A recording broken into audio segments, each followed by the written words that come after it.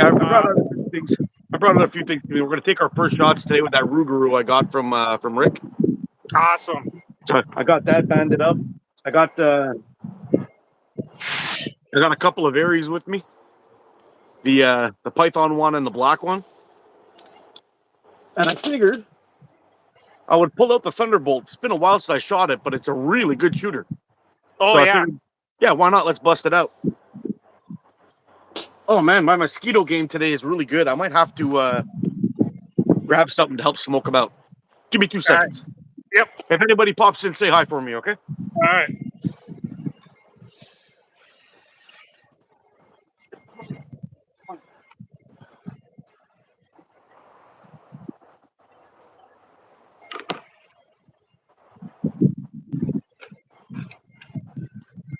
Yo, what's up, Zach?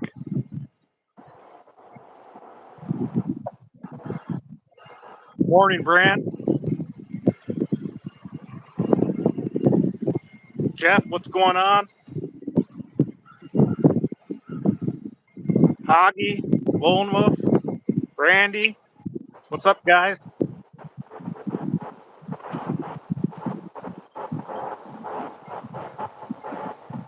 Selwyn, how's it going?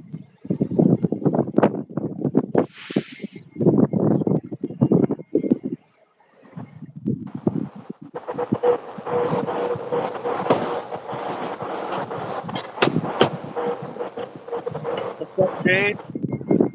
Oh, we got some people in there already. Nice. Yeah, they're coming in. Leon, what's up, buddy? Zach, Brent, Jeff. Woo. Augie, my man. Lone Wolf. Just to give you a little pro tip, these little egg cartons here.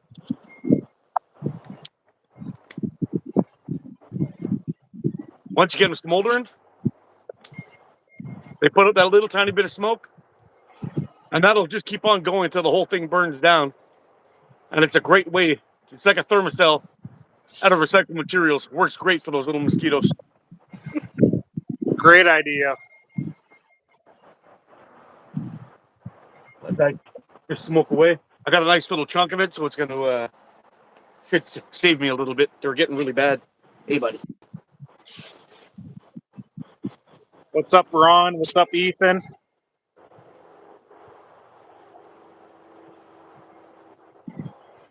Squatch. Mr. Leon, how you doing, buddy? Shades, what's up, buddy? Jamie, good morning. Everyone from Texas. Cool. Taylor Made. Wow. Got the who's who pouring in here. What's up, Jeff? Ethan?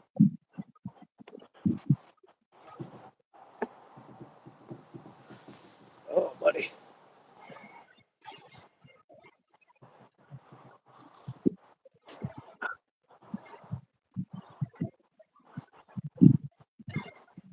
That was funny. I went down to the catch box to fix up one of my flippers. The hook started to stretch out. I walked in through my front door, got covered in spider webs. Pulled it off. Went to go downstairs, got covered with spider webs. I'm like, oh man, this is so gross. I feel itchy now.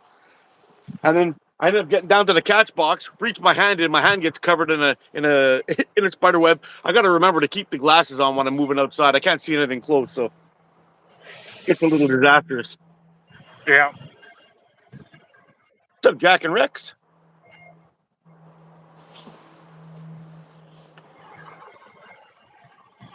What's up, Rex?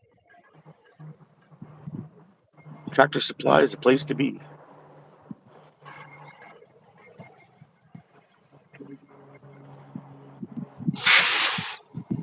Pedro, what's going on?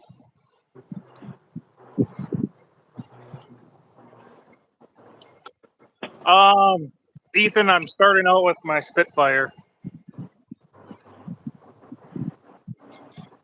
Ooh, very nice. Oh, you got the black one, eh? Yep. Is your logo on there blue? Yes. Wow, that's nice. Yeah.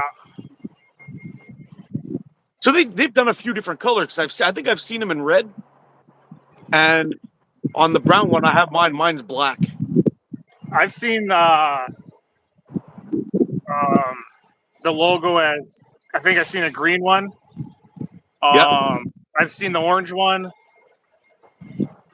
but I can't remember all the different ones I've seen. So they just listed as one color, and then And you get what you get. you pretty much get what you get. But that's Yeah, a pretty cool surprise. I've never seen a blue one before. It's the first one I've seen. I think Jose has a blue one, if I remember right. Oh,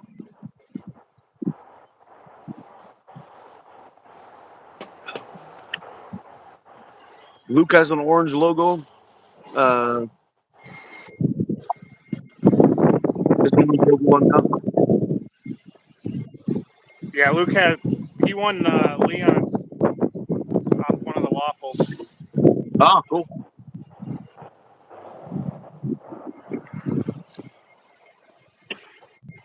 So are you going to HHST, Chad? No, I won't be going.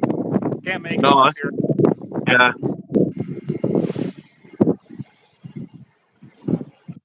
Should be a good time though. Yeah, I was kind of hoping I would be able to make it, but I just can't. I can't do the. I can't do it this year. It's gonna have to be next year. I'm gonna have to plan for it. Everything is so freaking expensive now. It's ridiculous. So doing like Yeah, a 10 hour car ride down there is gonna be like $400 or $500 in gas. Just that, you yeah. know, back and forth. Like it's tough.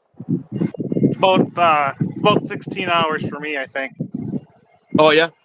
Well, Yeah, I'm just assuming that that's how far it is because I know we have my company has a plant down in Ohio, so I was figuring they're about 10 hours away from us. So I'm figuring it's at the same spot, but I really don't even know how big Ohio is or where exactly the tournament's going to be. It could be on the farthest other side or whatever. I have no idea, but right. it could be more.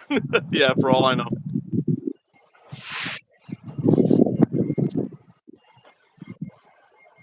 But just to go down like doing a 10 hour round trip, or 10 hours there, 10 hours back, just for a weekend would be kind of rough. I'd want to take like a whole vacation week and see if I can enjoy myself a little bit while I was there too. You know, and Right, relax like a little.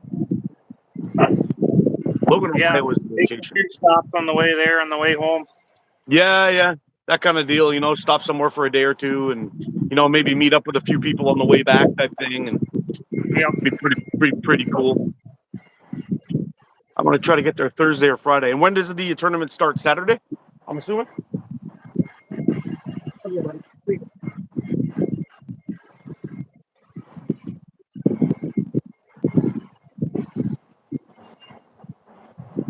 Yeah, I don't know. It must start either Friday or Saturday.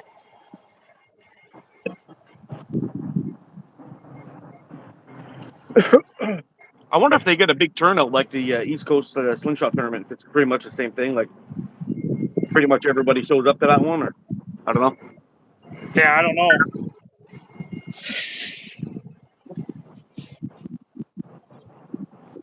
Yeah, the East Coast Slingshot tournament, Hoggy says, is about 7.5 hours. 8.5 hours, it's a pretty decent trip, that's for sure.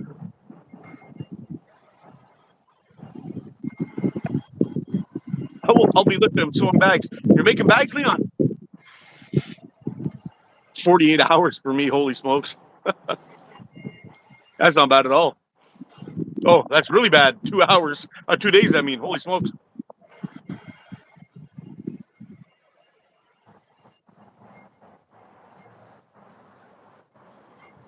Oh, nice. Friday, I think. Shoot your score whenever you want. Turn in Saturday. Cool. Hey, what's up, Rob? Hey, what's Check up, Rob? check this out, buddy. Got myself a new hillbilly. This is the Rougarou. We're gonna take our first shots with it today. Got one of these old Celtic Caddy microfiber pouches here. I found it this morning when I was putting on the bands. Should be pretty cool. I really like these pouches.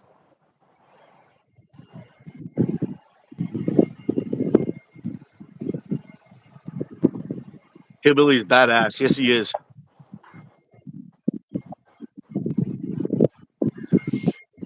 Is Hillbilly in here?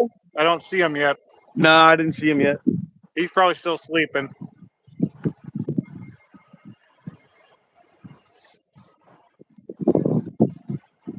You like those squatch pouches? I absolutely love that squatch pouch, but I already burned through the band set, so I've got the squatch pouch on hold for the next time I make another batch. Mark, I've got a couple of those pouches. I love them. Yeah, Ethan, man, they're freaking awesome. I only have 2 of them, but I thought I lost them, and I found them. I had this pile of I guess busted up bands that I had to trim up and discard the rubber and keep and reband them up. And I found both of them in that bag, and I thought I accidentally threw it out, but I didn't. I kept it, so it's good. I really like these things.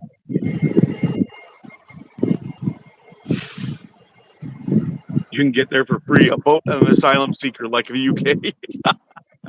Yeah, maybe. Hey, what's up, Kyle? What's up, Mark? What's up, Jeff? Here comes homemade slingshots.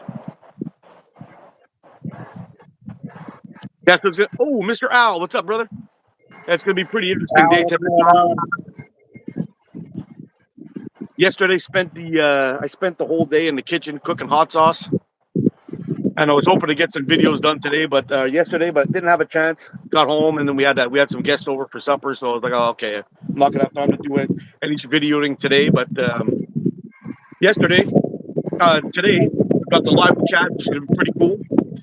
Then I got to fix my dryer, but then after that, I'm hoping to get some more work done on that Aries I'm working on and get that carbon fiber cut. I got my scroll saw in yesterday, so I'll have to fire that bad boy up and try her out. But I'm just about ready to go full production now, so it's going to be pretty cool. Yeah, if I could just find the time. How's when you're brewing up that hot sauce? How is your eyes? Is that affect them at all? It's not even just the eyes. It's the worst part about it, I think, is actually cleaning the pots. Like I'm pretty used to we boil up the all the ingredients, like all the vegetable ingredients inside of the vinegar, and it gets in the air and it's kind of rough to breathe a little bit and whatever. But the worst part about it's cleaning the pots. When you're in there and you're spraying that shit out, I have to wear a full-on mask with goggles because it's once the reapers get vaporized and they're floating around in the air, it's absolute savage. My hands usually burn for about 3 days after too. So if I'm pinching a pouch, like I just do this and I can feel my skin burning. If I leave it open, it goes away, but it's kind of crazy, and that's just from stemming. That's just from stemming all the peppers. Imagine, That's crazy. Yeah, the last batch we made, it's called our Mango Madness hot sauce. We basically used mangoes, and then we threw in 5 kilos or 10 pounds of chocolate habaneros, which is our base pepper, and then we throw in like another 100 Carolina Reapers to the batch to kick up the heat. It's super delicious. It's really, really good. But man, it's funny actually because sometimes you have people that they'll talk about oh yeah, I eat hot sauce all the time, and it's like they eat like arrabbiata sauce on the spaghetti or something, And it's like it does have a little zip, it really does, but it's not anywhere near really, really hot. Like even Tabasco for me really is like it's more like ketchup. It's not like a hot sauce, Right. You can drink it out of the bottle. Yeah, pretty. I could use it as eye drops. I've told people before. They're like, "Oh, I eat hot all the time." It's okay. What do you eat at home? That's my question every single time. Oh, I eat sriracha. I'm like, oh, okay. Here, we're gonna start you off on the mild end. We'll work your way up. You tell us when to stop, and we give them samples and test. And there was one girl, man. I'm telling you, she showed up and she tried our most mild sauce, the Caribbean hot sauce, our Caribbean style. And the funny thing is that sauce is not mild. It's like a good 2 or 3 times hotter than Tabasco or sriracha. Like it's on another level. But that's our most mild sauce. She came in and she struggled with it. She drank like a whole bottle of water, and she was, she got teary-eyed and got the hiccups. And when we came up with our first Reaper sauce, it was called Raging Reaper. It was the the same flavor profile, except for we removed these bell peppers and we just replaced them with reapers, just to kick it up quite a bit hotter. She shows up and we're like, "Hey, I remember you. You came in here last time saying that you eat hot sauce. You liked it. You bought the jar. I know, but remember, it's hot. This is way hotter than that other one. Oh, I'll be fine. Don't worry." She put the spoon in her mouth, and you can see I call it the pepper panics. Started doing one of these, went running right into the kitchen where these old ladies were in there making coffees and cooking, making cookies, pushed them all out of the way and stuck her head right under the tap and started like splashing water into her mouth like a psycho.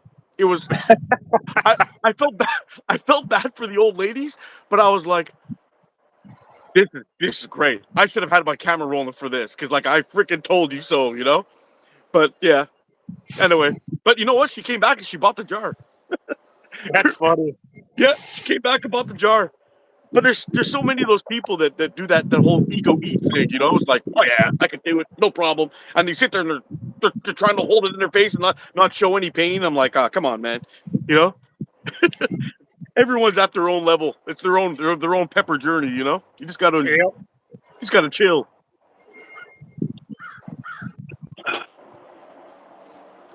But it's pretty fun. We have this sale coming up that's going to be in December that we do, and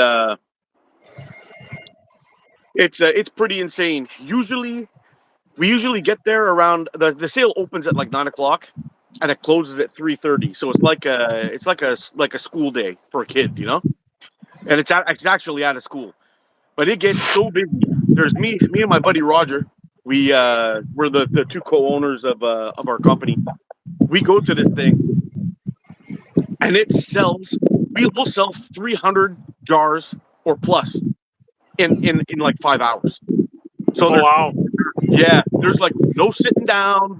And people come from everywhere. We have people that come from another province just to meet us over there to buy our sauce, talk to us, and joke around, and then they go back home. It's crazy. We've got this pretty cool. I don't know, call it like a cult following almost. It's like a lot of these hot sauce people that just keep on coming back all the time. It's really neat. That's awesome. It's actually kind of rewarding, you know. Yep. Don't worry, Al. I'm going to take care of you, but I've got something I got to take care of before I send you down that stuff. Where can I get these hot sauces we're talking about? We're pretty much only local out where I live up in Quebec. We're tinkering with possibly doing some shipping online, but the problem is that shipping is so expensive for a heavy item like that. So we were going to put it up and let people try them out, and if they're willing to pay the shipping, no problem. I mean, our jars are pretty fair priced for like I think it's 250 milliliters our jars. I'd have to pull one out and show it to you, but we're selling them for $9 Canadian. It's really not that bad, but if you're willing to pay for the shipping could cost, you know, if you're getting one jar, it could cost 1.5 times that. That's the thing that sucks. You'd end up paying like $25, $26 for your jar of hot sauce. That's the unfortunate thing about it. Shipping kind of screws us, I guess. But just check us out on Facebook, called West Island Fire. Our company's called West Island Fire. We're on there.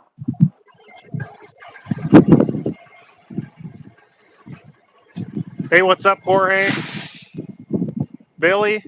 Luke? What's going on, guys?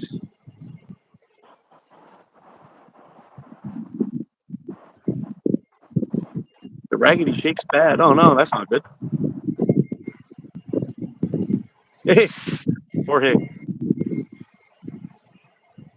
Billy T. What's happening? All right, I think I'm going to bust off a shot. I'm kind of itching to get a shot through this thing. See if we can. All right, I'm going to do some warming up. Put a little whack on there and see what we got going on.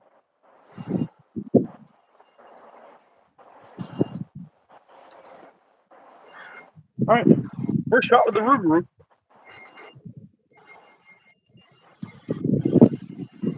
Ooh, little wide. Okay.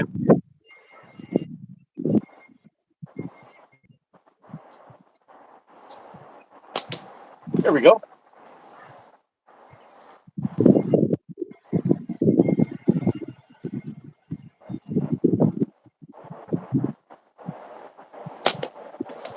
Just missed that little one.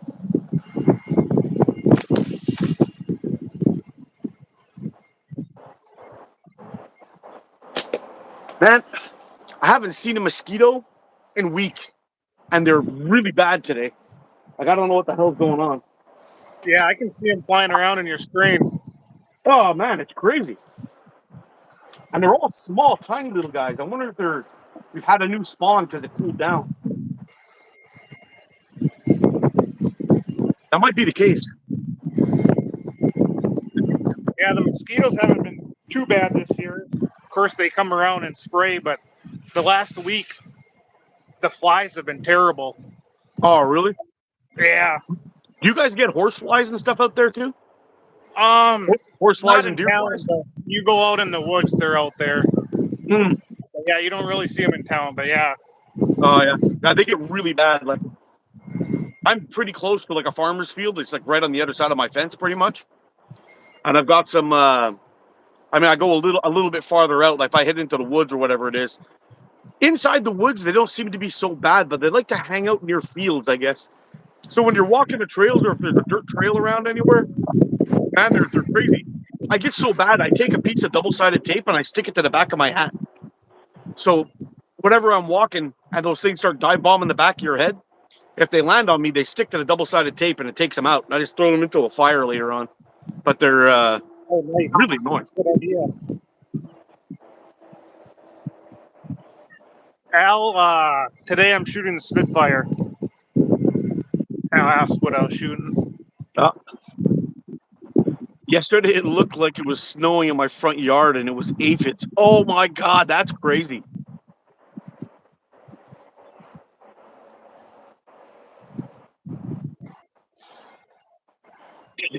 We all stank. That's one of the bugs. I'm just too damn sweet, man. That's what it is.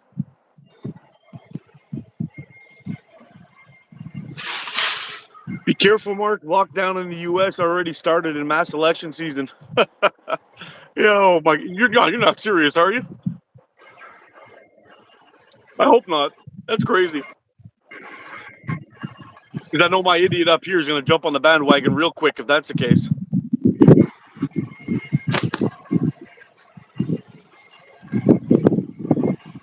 I got a whole other year with that PM, buddy. A whole other year. The whole country is screaming for an election right now, and basically what happened is our prime minister of the Liberal Party, he's a Liberal Party guy. We have another party up here. It's called the NDP, the New Democratic Party. Now, those two guys made a little coalition, and basically what they've done is whatever he decides, this guy goes along with and votes. So right now, if we decided to do a vote and call for an election, those two parties have kind of linked up. Even though we never voted for this guy, the two of them are making decisions on what's going on. And now that they've made that decision, this guy all of a sudden grew a pair of balls, and he's like, "I want you to pass this bill, and if you don't, I'll vote no confidence." So this is where we're at now. So now this wacko, who is just as wacko as the PM, is playing games back and forth, and they're having this giant pissing match. If you don't pass the bills that I want, I'm going to vote no confidence, and you're gone. We'll have to call an election. And this is the games that they're playing. I don't know why the PM's holding on at this point. They're saying that they're going to lose. I think there's like 250 seats or something like that available, and there's like already 205 seats already for the Conservative Party that are ready to rock and roll, according to the polls. But he won't give it up. He's going to ride it right down to the last second, which means he's got some shifty shit coming because he's a little criminal. But we'll see what happens.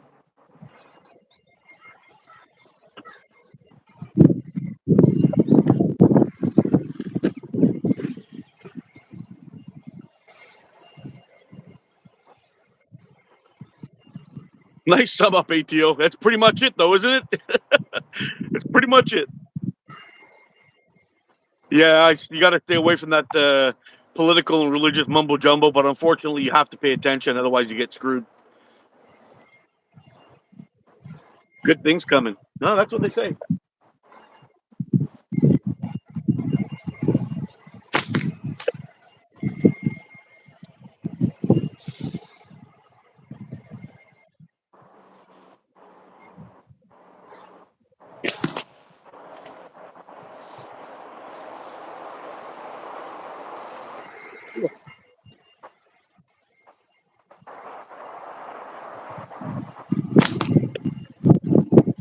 Interesting.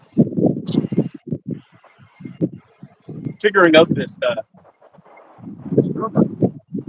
number. Yeah, weird. I'm a little bit left or right. Agreed, Mark. If you don't need to care, just have to pay attention. 100%.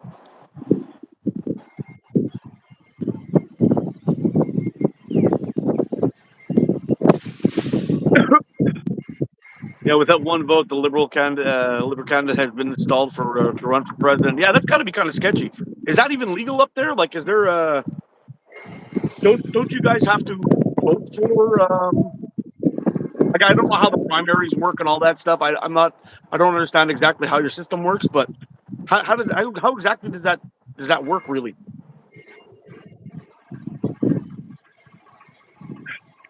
Like, is that a legal move or is that some kind of loophole that they found and you're kind of screwed with it?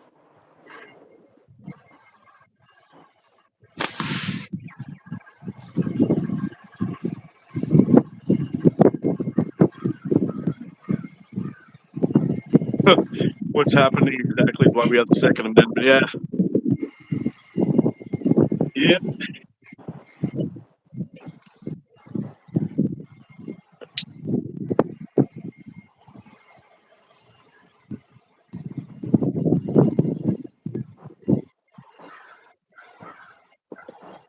Oh, just figured her out.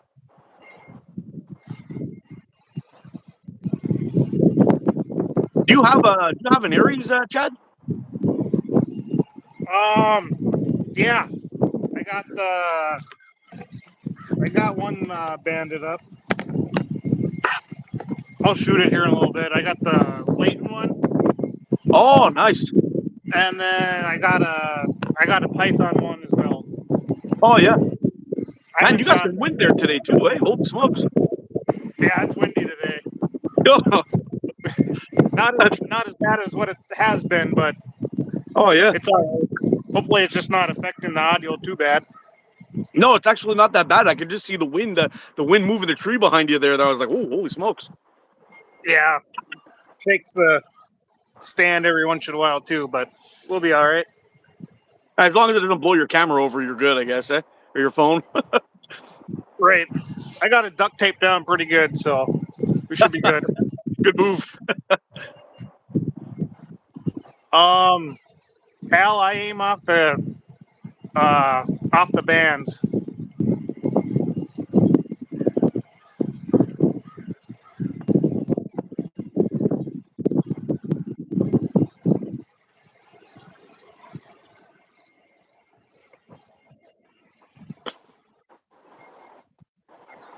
Yeah, I gotta get some. I gotta get some bungee cord in here or some shock cord because the when I'm hitting when I'm hitting that slipper from here, I've got it just attached with these two little metal hooks, but it's attached to some paracord, and I keep straightening the hooks right out when I'm smoking. You hit it good and hard, it just straightens those hooks out.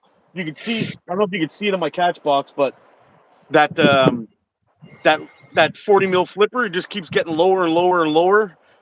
I'm going to hit it one of these times. It's going to pop right off. So I'm going to shoot it until it dies, and then just go to that 25 millimeter flipper and call it done. Yeah.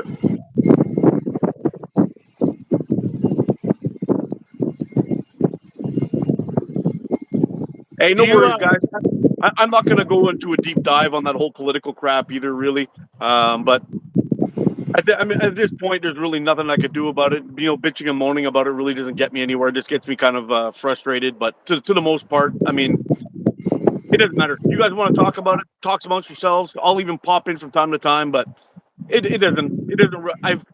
I've come full term. I've gone full circle with it now. It doesn't get me that upset anymore. So it is what it is, guys. Don't worry about it.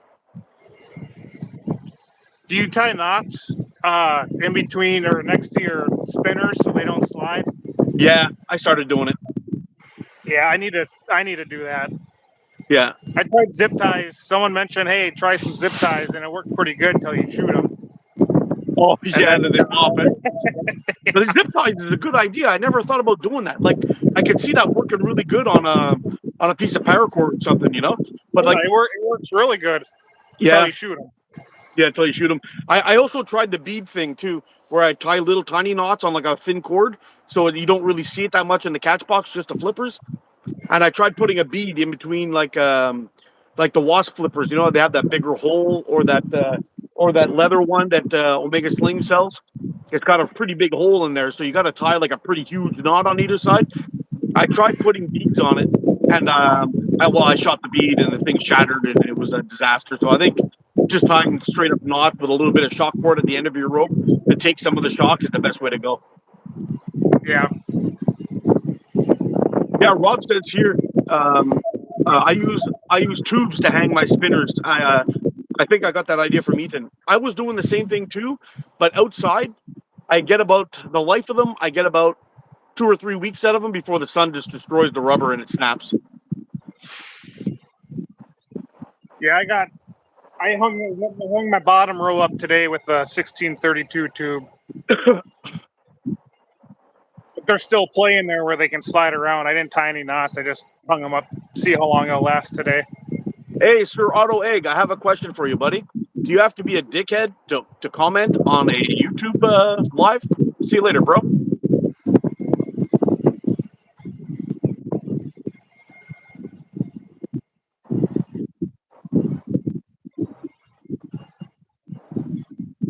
I've been using strips of Gorilla Tape rolled around the shock cord. Oh, nice.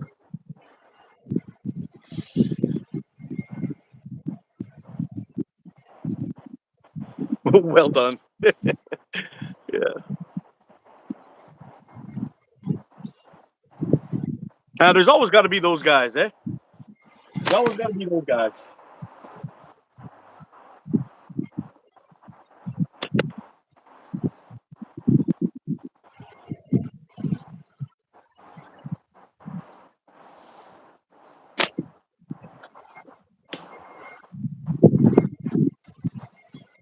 Do you have any of those targets, those 40 mil flippers, Chad? Those 40 mil flippers from Timber 26 at the Omega Slings? I have one. I have yet to shoot it. I still need to hang it up. Oh man, Um, they're a treat. so yeah, I might do that soon. The crack that those things make when you hit them is just satisfying. It's almost as satisfying as it can. Oh, black flies too. This is crazy. Get out of here. I like tubes because they take a lot of the recoil. Yeah, you see, Ethan, what I used to do is I used to take a piece of paracord about this long, and then I would tie a tube to each end, and then would stretch it out and hook it on. The paracord I liked good because when it was spinning around, I wouldn't wear out the tube, and I could usually keep the little rubber bit in the shade so it didn't get eaten up by the sun too much. But I think I'm going to go back to that because it really makes a difference on how long your thing lasts. Oh my god, the mosquitoes are horrible. Can you see people on the street? It's nuts. Yeah, I can see them. See if I can move this thing over here. I might have to go get that whole tray and bring it out here.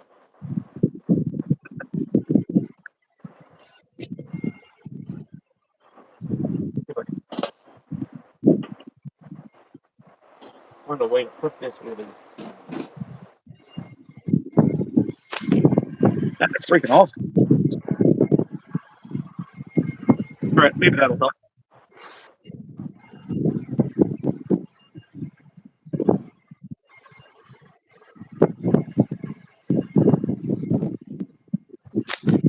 Yeah, maybe.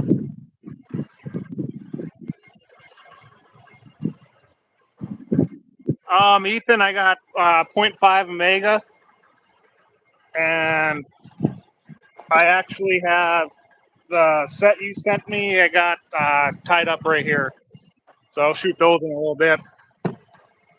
Yeah, that's what I'm shooting too. I've got Omega 0.5.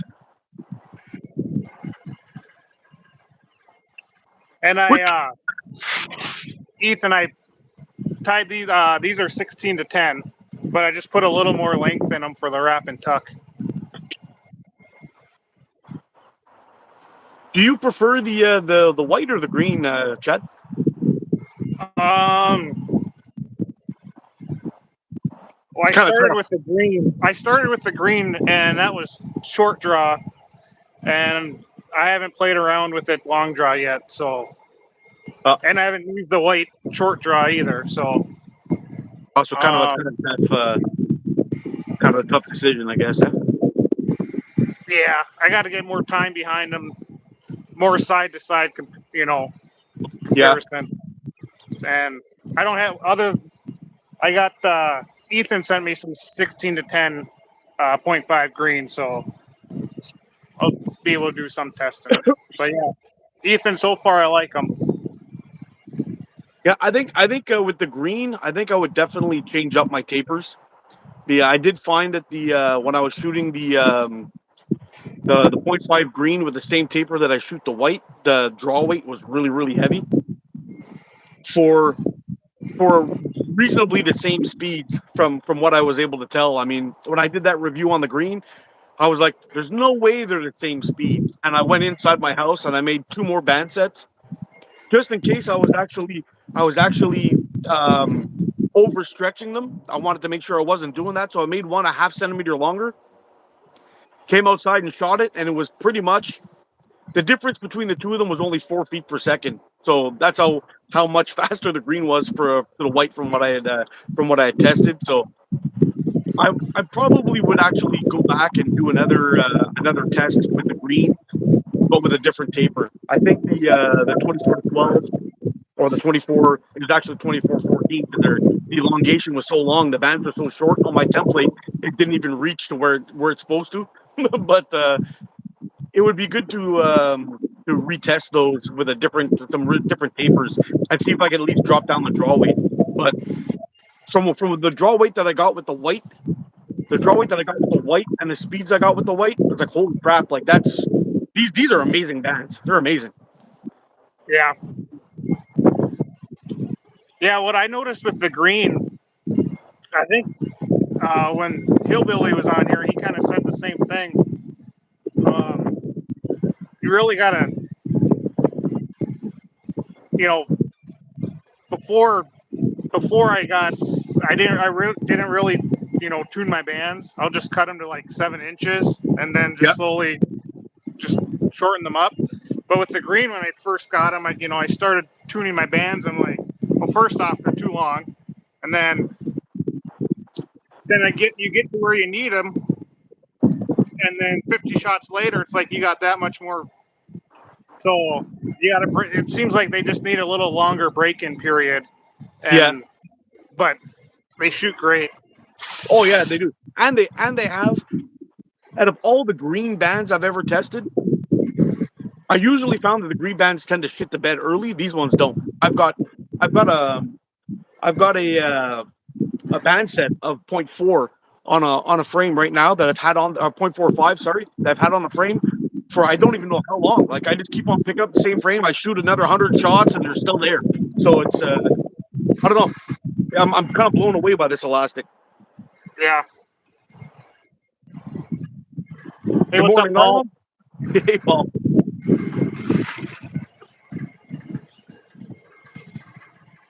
I'm finally pleased I shoot in the basement. Yeah, no joke. I'm a big fan of the green. Yeah, I think some people prefer it. You know, I do often talk about the draw weight, trying to lower the draw weight, but I don't mention this too often, but I actually have some bands that are actually too light for me also, and they cause me issues. There seems to be a sweet spot in the weight where I can actually hold it nice and stable, and it's light enough to hold it, but heavy enough to actually keep me stable. Like the point four bands. First ones I ever tried were no, first ones I ever tried were simple shot. They were pretty damn good. They brought good speed. They shot well. They felt good. The draw weight was okay. All of that. Went to Sniper Sling was the second one. Fantastic bands. Absolutely love them. But then I tried, and I'm a big fan of Southwell's Caddy's elastic. They have some good elastic. But the 0.4 seems too light for me. I would pull it back, and I was actually wobbly with it because it almost felt like I was holding nothing. It was really weird. Sumki Pink is one that's too light for me too. That's another one I've also tried. Way too light. I actually got some samples from slingshooting.com. I was actually going to do some reviews on that stuff, but it was there was a few of them. There was that one, and there's another brand from a female shooter over in China that I was going to review, but it was way too light. It would be a great elastic to give to a kid, though.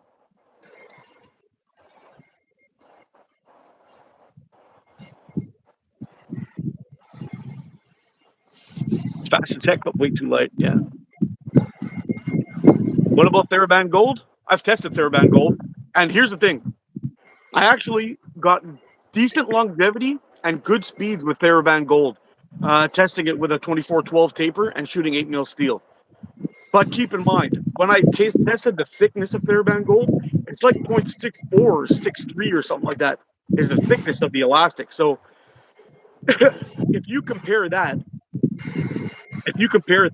Gold to like a Sniper Sling 0.7 or precise 0.65, it doesn't even compare in quality. The only thing I will say is though, if you're a sniffer, you're gonna love TheraBand Gold.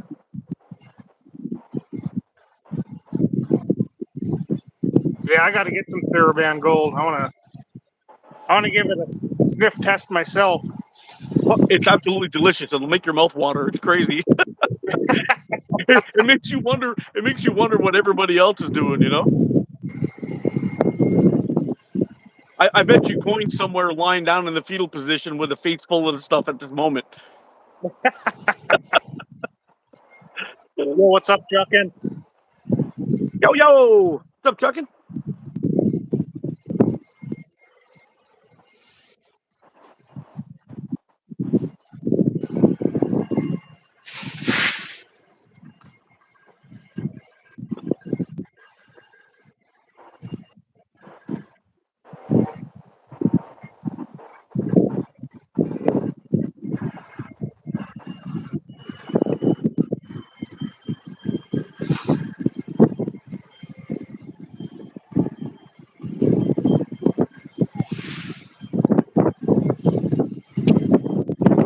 I saw this post on Facebook this morning that kind of pissed me off a little bit. Somebody was posting a video basically saying, you know, people who edit their videos are kind of not legit, you know, because they edit their videos, and you know, if you want to show how good of a shooter you really are, you should only shoot live and blah blah blah. And I was like, you know what, dude? I shoot live on a regular basis for like 3 hours straight. On a regular basis. At least once a week. These guys that are doing these videos, they're doing the videos, but they're doing it for entertainment purposes. If I came out here and I'm shooting a video trying to show a slingshot review or whatever it is, and you're sitting there and I'm going through the steps and you're seeing me miss, hit, miss, miss, hit, hit, hit, hit, miss, miss. Man, I'm going to take a 15-minute video and I'm going to turn it into an hour and a half long if I go through all of the film that I did. Now, if I do each single step all the way through, oh, but you're only showing your hits, you got to be a fake shooter, blah, blah, blah. Are we really having this conversation? Like, stop the ego shooting. You got to stop, man. This is a sport for everyone to come out here and have a good time, enjoy themselves. It's not a pissing match. If you want a pissing match, go to the Olympics when everybody else is pissing on each other. Like, enough, man. This is crazy. I don't get it. And Dee's actually commented on it too, and he explained the same thing. He's like, man, I shoot live all the time. I don't see what the big issue is with all this. It's ridiculous, man.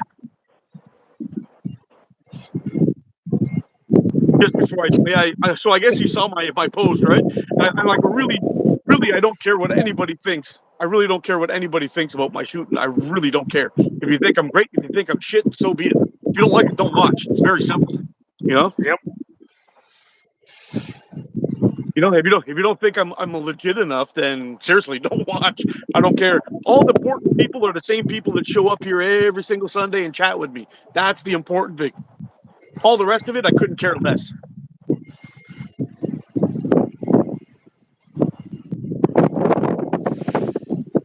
100%, Yep, Ethan. 100% right there, Ethan. 100%. All about the fun. Yeah, actually, Leon commented on that same video too, that same post.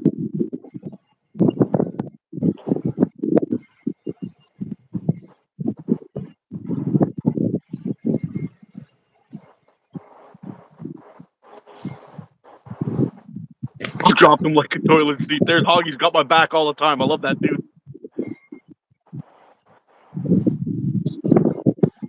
I just don't understand why everyone's got to try to suck the fun out of everything. It's like, dude, just we're having fun. We're putting together stuff for everyone to watch and enjoy. Just enjoy it, man. Have fun.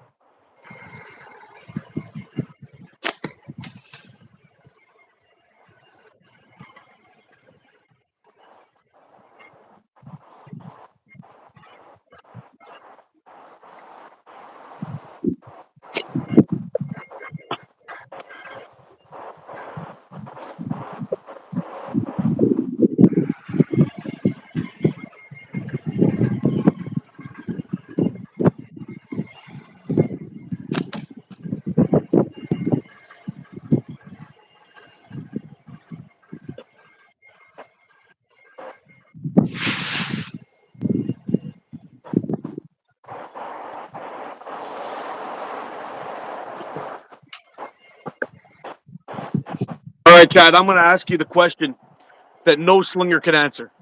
Are you ready for it? If you had to pick only one, which one would you pick?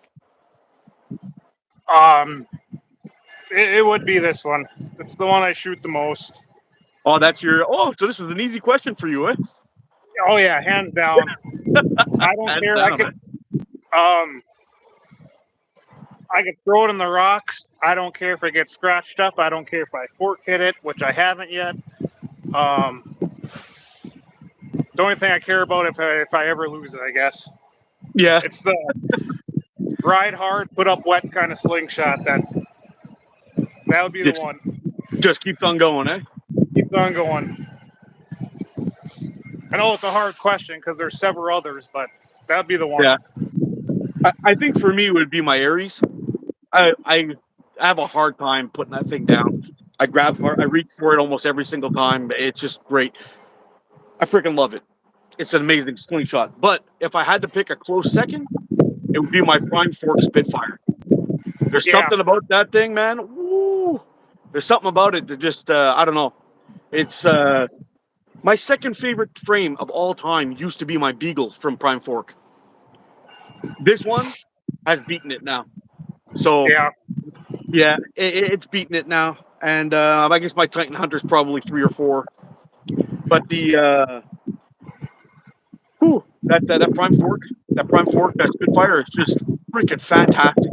It just seems to be a little bit bigger in my hand than the one from Coyote Customs, which is also another great frame. Don't get me wrong, but it's just a little bit bigger in my hand, and it's a little bit more stable of a shot for me. But man, it's a tough one to put down. Also,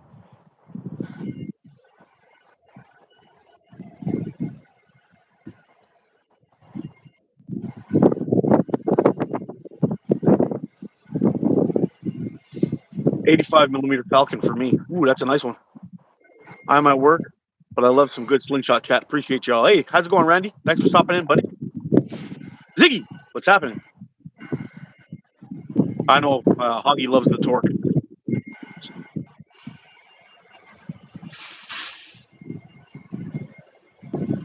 Handmade apple natty. That's got to be beautiful. Apple's great wood with a pinky hole modeled after the roller with a 97 gap. Are you talking about the 97 millimeter gap on the inside or 97 overall width? Because that would be like a 120.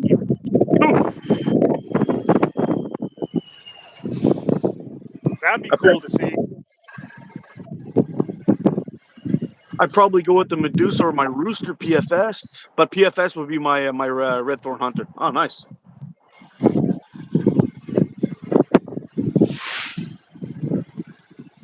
Hillbilly, what's up, man? Hey, Hillbilly's in here. Oh, I'm not that far down yet. How do? How do with the Rougarou today, buddy?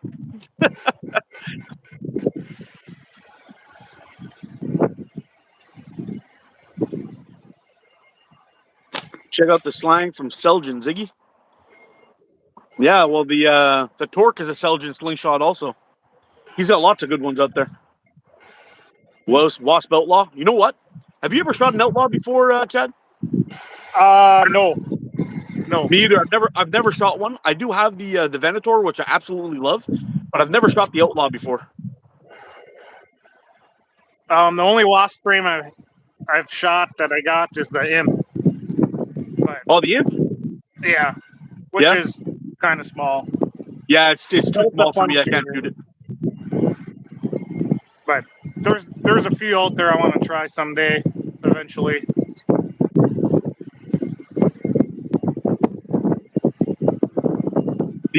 I've tried to. I got to. I was actually lucky. I was one of the people that got to test the Enzo before it came out, so that was pretty sweet. The Enzo and the Exo Pro, I got to test. Both of them are great. The Unifox, I had one of those for years, but it was a little bit on the small side for me. But the Venator, I absolutely love it. Actually, there's going to be a Venator going up very, very soon.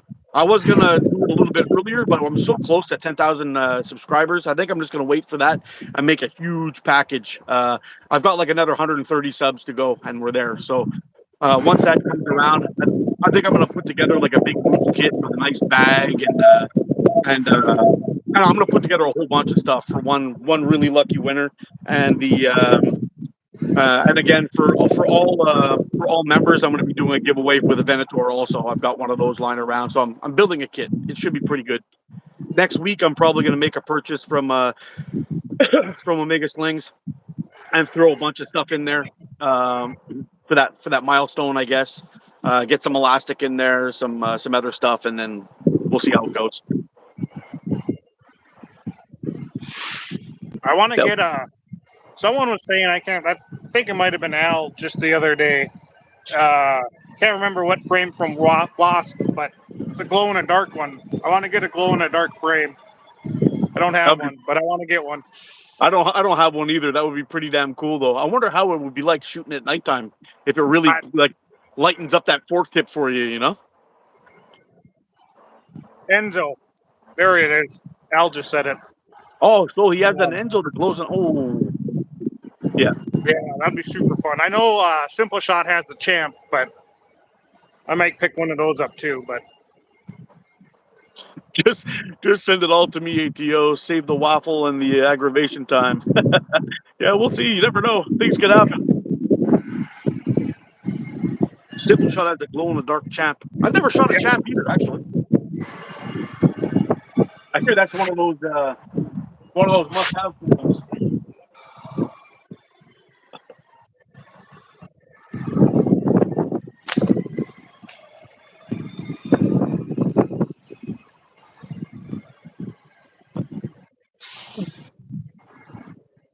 Yeah, that flipper's getting lower and lower every hit. It's eventually going to snap right off.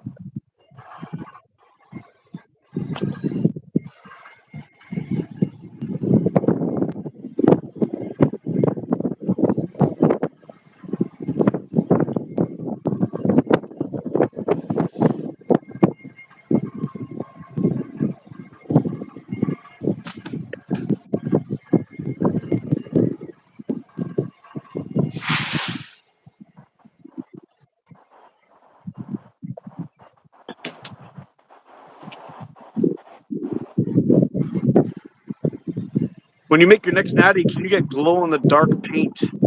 Not sure how well it would work. Maybe I could do that.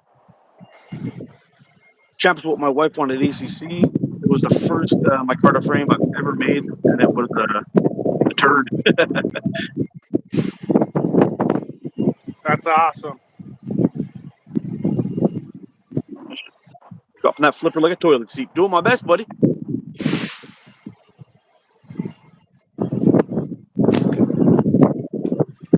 My next frame will be from Tim. I've been waiting for one since I started with my Carta. Randy, I'm telling you, man, I poke into Tim's Facebook feed from time to time, and some of the pictures he's done of the frames he's done are absolutely beautiful, man. Like Yep. incredible. His work is sick. Like both these Aries, I challenge anybody to find a flaw on. They're like absolutely perfect. Both of them. Look at that. Yeah, Like, Randy, you won't be disappointed. oh, absolutely not. I And brought out I got a Falcon, and this is one of his first runs where he actually made his own micarta, and oh, it's sweet. nothing wrong with the frame. It's a nice shooter, but I mean, you just see where he's come, and you see, you go to his Facebook and see his pictures. The guy's an excellent builder. Yep. And I actually have one of his. I don't know if it's. I can't really say it's one of his first, but he was only making out of wood back then. And I did one with a trade with him, like quite a while ago, like 2 or 3 years ago. I'd have to go back in my videos and see the date. But it's just a Falcon sliced. It looks like it might have been just sliced out of a wood board, even. Yeah, Um, but the design of it, it holds great, it shoots great. It's an all around great shooter. I got some light bands on it just to be on the safe side, but it was well. I'm glad I had that frame. That's in my forever collection forever. That's like Tim history because he's up for good things, man. This guy, I'm telling you. yep.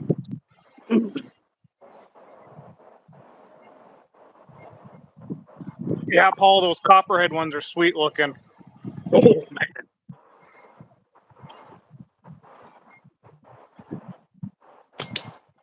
Yeah, Al, he does. Super sweet looking.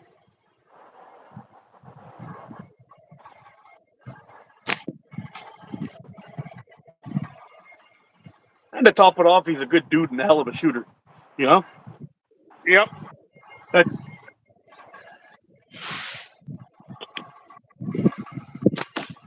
just makes it easy to support a guy like that.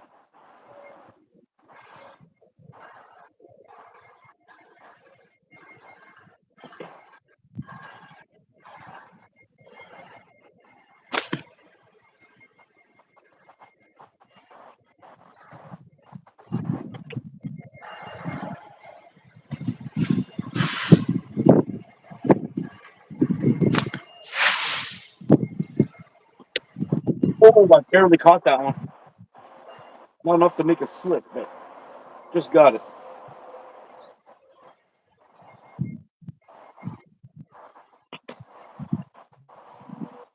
Oh, this will be a cool shot. My my 40, it's lying there, and my 2.5, when I hit it, it flipped up and it's leaning up against it. So I'm gonna try to get a 2-in-1 here. Let's see if we can do it. Oh, I missed, but it's still up there. Okay, good.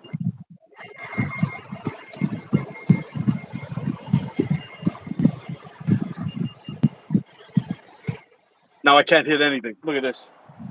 The pressure's on.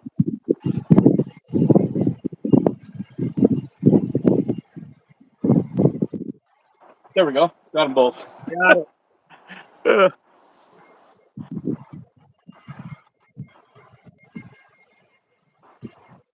Chip and steel, the copperheads. Oh man, perfect as I get Friday. Should be up by like Friday. Oh, sweet deal.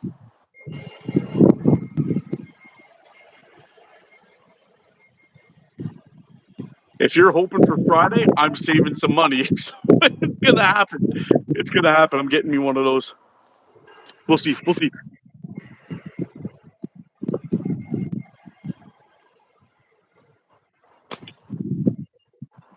It's either gonna be a new slingshot or a bandsaw this week.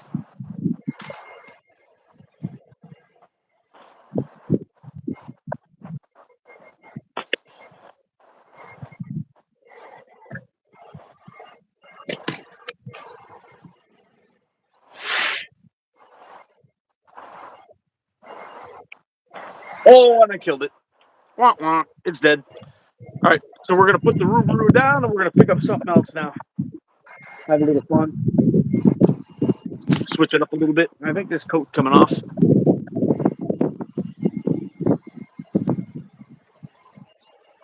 Sun's coming out. It's heating up.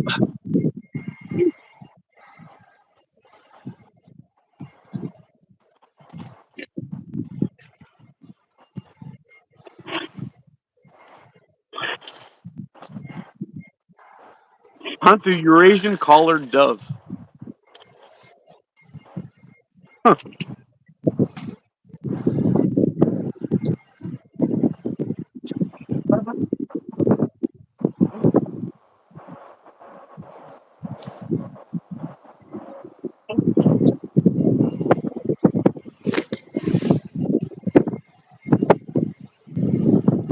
All right, we're gonna switch it up to the Thunderbolt. Make sure these bands are okay. It's been a long time since I shot this thing. Is that coming Ben, as what's an happening? out of 90?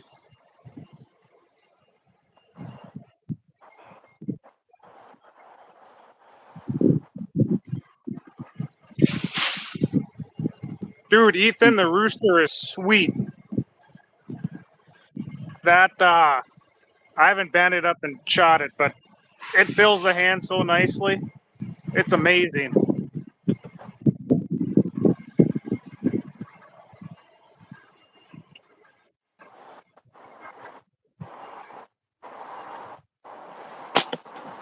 I might have cut these bands a little short somehow.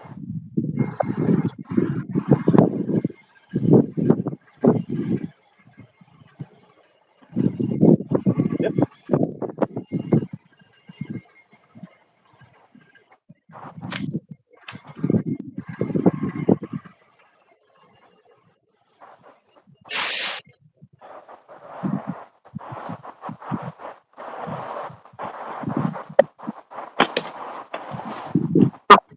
Yeah, it's hard not to like this thing. If this is a sleeper, guys. If you any of you guys don't have one of these things, go and get yourself one. It's a solid chunk of G10 for a very very reasonable price.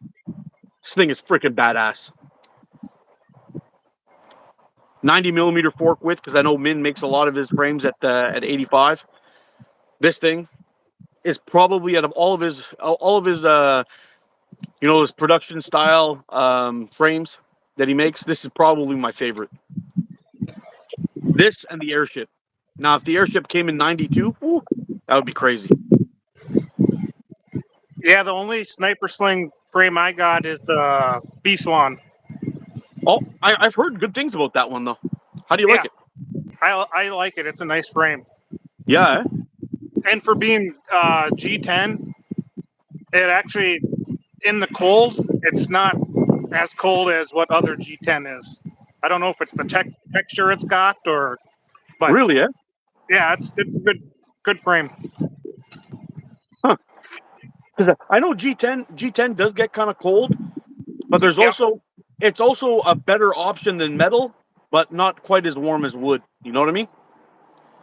yep, Yeah, it seems to be somewhere in the middle. So, winter time when you're getting into those resin frames, though, those get really, really hot. Like these seem to have a little bit of an R value to them. It seems. I don't know.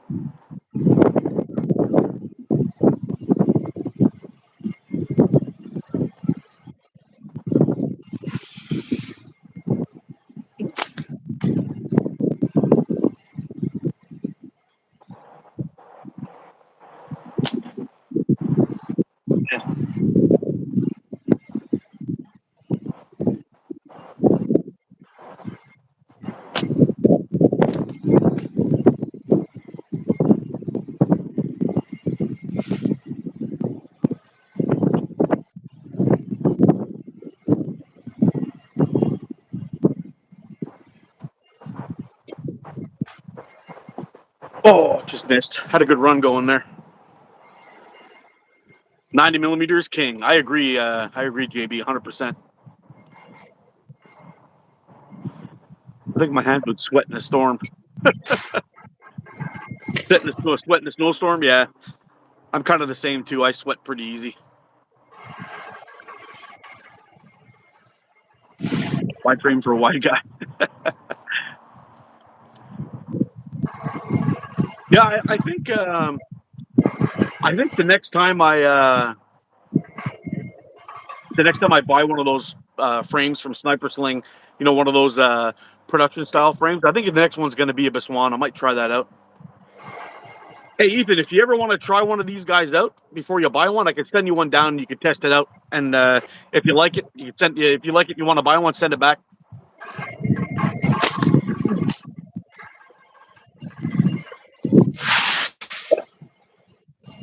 One person had one early frames, put 1.2 millimeter bands, and shot half-inch steel and cracked the fork, but it was only a single frame. That's crazy. The kicker for the Biswan is what you get for the money. Yeah, I'm telling you. That's why I'm thinking about getting one.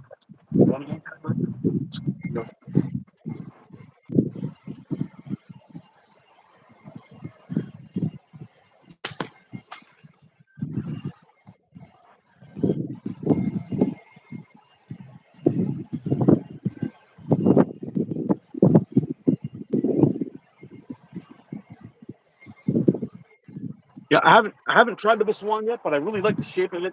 I mean, the materials we're getting for that price is just crazy.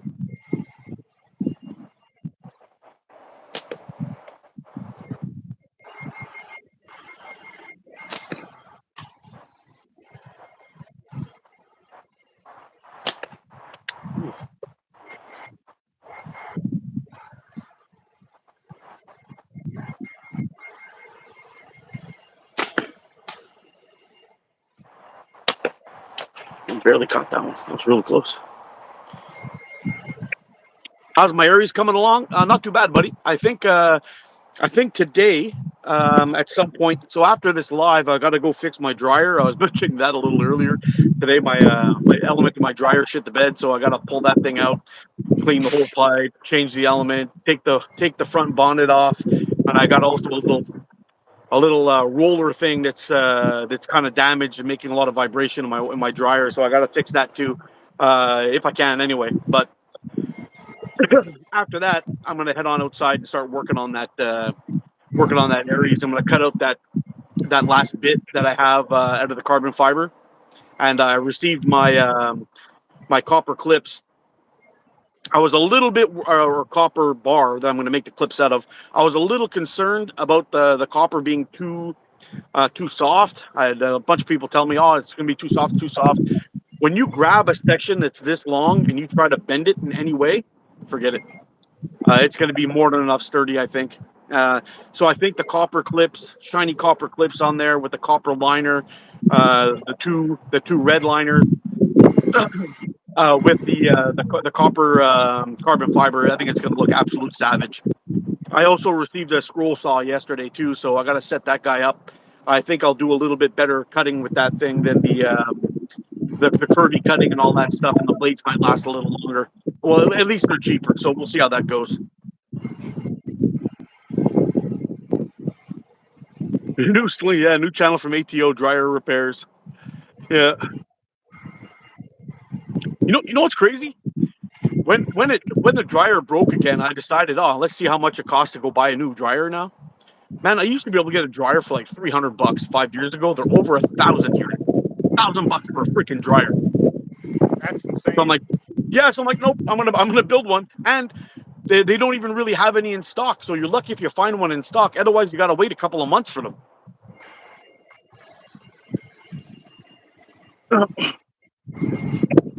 Yeah, the scroll saw is great for small cutting. Yeah, I figure I could do a lot of the heavier shaping with with the with that other saw. I can't remember the name of it now, but that with that other saw. And then when I want to get into those little curves and all that stuff, I'll just go with I'll go with the scroll saw just to cut out those last little bits, and we'll see how it goes. Are you So taking I think any video during the process of building? Or are you just gonna? not on this one, only because it's my first one. Okay. But I did receive some. I have an Aries core at home. I also ordered some denim micarta. I've got some jute micarta, and I got some black G10. So I'm not quite sure yet what I'm going to do with that, but I'm going to put the core. I'm going to cut a couple of liners to put in the inside, and then we're going to go ahead with the blue and the black on either side for that one. We'll see how it goes. I think it'll Yep. look pretty cool. I think it'll look pretty cool. And I think in that case, I'm just going to use the blue as clips, or I might put a little bit of the black G10 on top of the micarta for clips, just to kind of blend the colors a little bit more. We'll Yep. see how it goes. Yeah, we'll see how it That'd be goes. cool. Yeah, I think the copper clips will be strong enough, man. I took a piece of the copper about this long, and I tried to bend it. Like, I used to be a flat bar operator. Okay, I used to actually make flat bar, so I knew we used to use like 1/8. I used to make 1/8 flat bar anywhere from a half inch all the way up to 6 inch, and just trying to bend the half inch on really mild steel like 1018, for example. It bent, and it bent a little bit. I could take a piece that's a foot and just bend it in half quite easily. Um, the copper actually feels a little bit stronger than that 1018 did, so I think we'll be fine.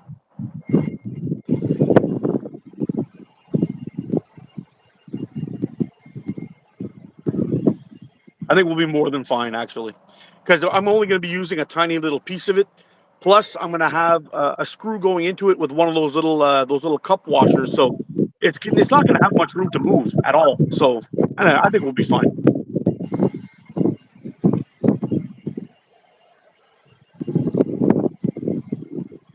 Hey, what's up, Andy?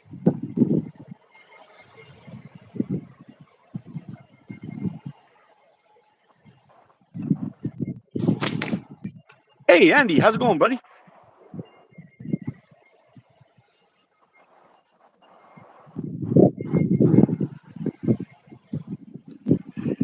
How's Andy been?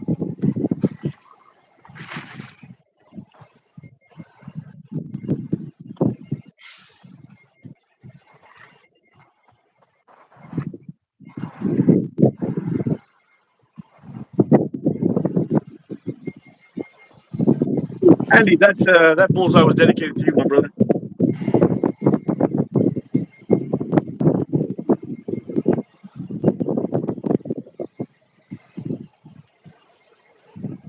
Dang, that sucks, Andy.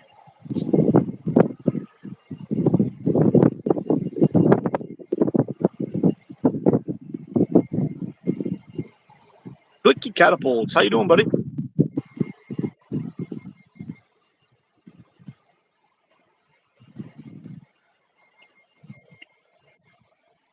All right, I'll be right back. I gotta fix the catch box quick. I got you, buddy. Andy, I've heard the same thing. I had a buddy of mine who went through something very similar, and he also told me the pain that he had in his neck, like sore throat wise, was very, very tough, very brutal. And he ended up losing something like 70, 75 pounds, something like that. It was crazy the weight he lost just because he wasn't able to eat anything. How are you feeling in throat wise? Do you find that you getting a little bit of burning and all that from the radiation, or a lot of burning, really?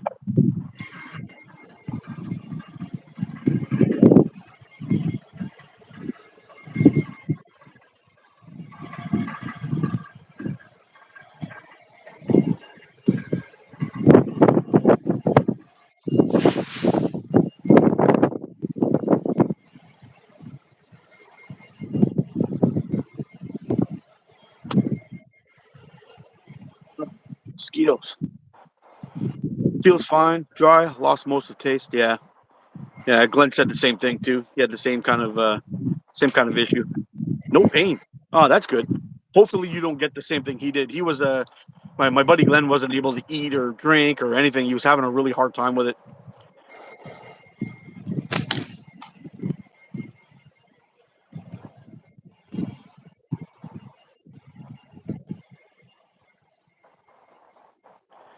And he shoots in slow mo. There's no camera with a shutter speed that can handle him.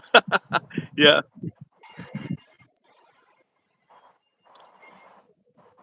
Yeah, taste loss. That would be rough.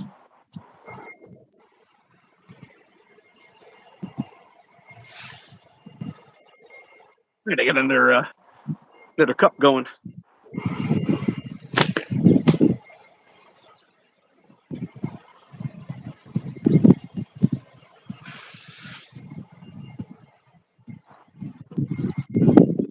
Yeah, so I haven't quite figured out how I'm gonna deal with the issue with the carbon fiber thing not sticking to it. But we'll see how it goes. I may have to I guess sand down the backside and see if I can get the tape to stick to it so I can draw my template on there. But it should work out. I'm just a little concerned that everything's going to be reversed after. But I'll just have to cut it a little bit wider maybe. And then grind it down a little bit later. Yeah, I cut it a little wider and just a little more sanding at the end. Yeah, because I was a little concerned because I put the templates on top of each other so I can just stack them up in order, right? So when I flip over the carbon fiber and then I sand it down and then put the tape on it. When I finish cutting it, I got to flip it back over again after. So I'm a little bit concerned that once I flip it back over, you know, any little fine differences that are in the material, like in my template or whatever it is because it's not going to be 100% perfect. I'm just worried it's not going to fit. So the other ones I cut as close as possible to where I can start sanding it down and reducing it into place, so everything is kind of even. But oh, Andy, I'll send you some pictures later of kind of what I'm going through with the colors I'm choosing and everything. I'll send you a couple pictures later. But when I flip it over, I want to make sure that everything's still aligned. So I'll just cut it slightly bigger, and it should be okay. Should be.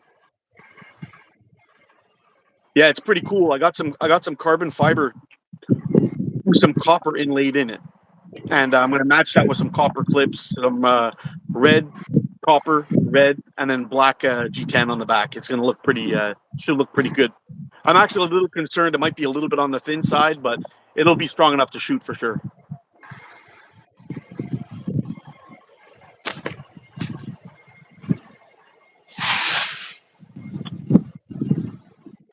It'll be a pretty nice pretty nice frame. I'm not sure if I'm going to end up. I'm not sure if I'm going to end up selling that one when I'm done. I think that because it's going to be my first modern material slingshot I ever made. I think I'll keep that one, but we'll see how it goes. We'll see how it goes. Once I'm able to put out or create, I've never worked with these materials like G10, micarta, carbon fiber. I've never worked at any of them yet, so I want to make sure that I'm able to put out something respectable before I decide to start selling them. But when I make that first one, I'll probably end up keeping it. Maybe I'll let it go. I don't know, but I'll probably end up keeping it, and if it's good enough, that is, and we'll see. We'll see what comes of it later. Anyway, this is just me trying to figure out what I can do. I can work with wood really good, but the other stuff it's still up in the air. You know what I mean? So I still got to figure things out. I made a knife handle once out of micarta. It's got a weird smell to it. Yeah, when you're grinding it down and all that stuff or sanding it. Yeah, Yeah. I bought myself I bought myself a really good respirator, only because I know that dealing with these little things, little fine particles of fiberglass and shit, you don't want to be breathing that in. So I Right. bought myself a P100 respirator with a rubber gasket that goes right over your face. I trimmed my beard down to make sure I got a good seal. I mean, I used to wear one of these when I was working with zinc at work, so I'm kind of used to it, but you know, with that and the carbon fiber, I don't know what that stuff's all about. You really don't want to be breathing that in. So Right. yeah. So I got a good respirator, and when I was cutting it on my Blade Runner, I actually it eats up blades like no one's business. It's incredible how hard that stuff is. It just destroys blades. But I was using blades on that, and you could see the smoke coming up as the blade started to die. You could see the smoke coming up, but I couldn't smell it at all with the P100 on, which was nice. But Good. when I took it off and I was walking into my garage because the wind was blowing towards my garage, I could really smell it. It was bad. Yeah.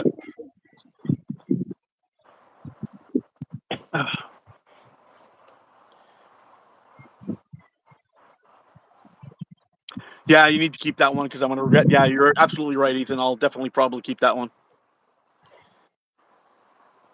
So you end up with no competition. People won't enter just Yeah, I don't believe in carbon fiber. That stuff's nasty. And so is G10, man. The only thing is, I don't think it'll fly around in the air as much.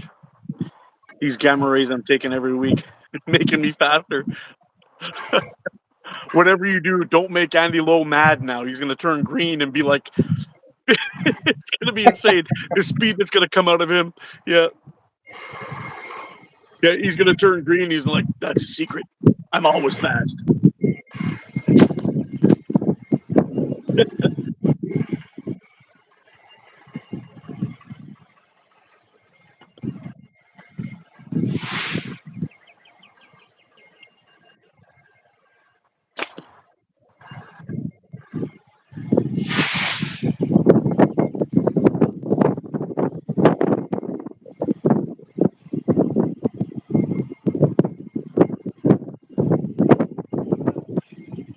Yeah, I'm telling you, man, this Thunderbolt is like one of my best shooters. It's crazy. Crazy what you can get for so little sometimes.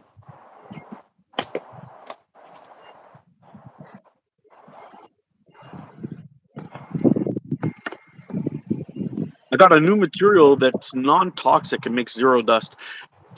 You know what I found, Ethan? I don't know where you guys get all your materials from. I've been getting them from this company called Valley Composites.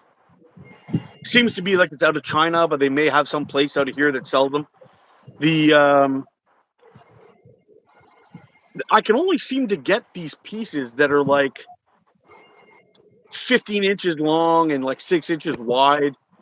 I would imagine that you can get a larger piece at a cheaper cost, but it's actually hard to find decent places around that ship to North America. So I don't know what's going on really, but there's got to be some other ones that are out there that I can get some of my stuff from.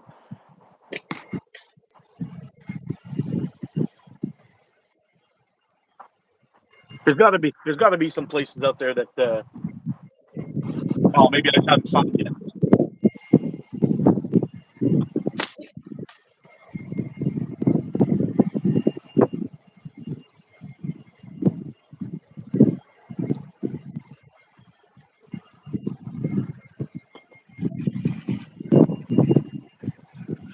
What kind of material are you talking about, Ethan?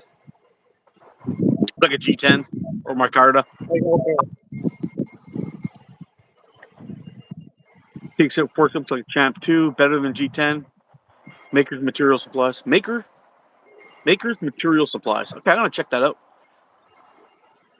Yeah, Valley Composites sells to knife builders, but I mean, I'm pretty much never gonna make a slingshot bigger than some wire or longer than 6 inches. So I've got quite a bit of room there to get like 3 or 4 different pieces out of that, and they're pretty reasonable price. So that's why I went with them. A lot of these, almost all of these places cater to knife guys. That's the problem. But if I can find a spot that can actually give me like a good sheet, like a good, like a 16 by 12 or something like that, that would be fantastic. I'll be able to cut and really budget my pieces out of there. I'm actually talking to one of my machine shops, that I deal with at work. He's a good buddy of mine, Patel. Uh, I'm thinking about bringing my stuff out there with the designs and having him laser cut me a whole bunch of them out, so I can have them just precision cut right away, and pay the. I mean, he's going to charge me peanuts to do that in large batches, but I'll be able to send them over to him. He'll get it done for me, and then I can bring these parts home and just have a whole bunch of them ready to go. It's might be the way to go.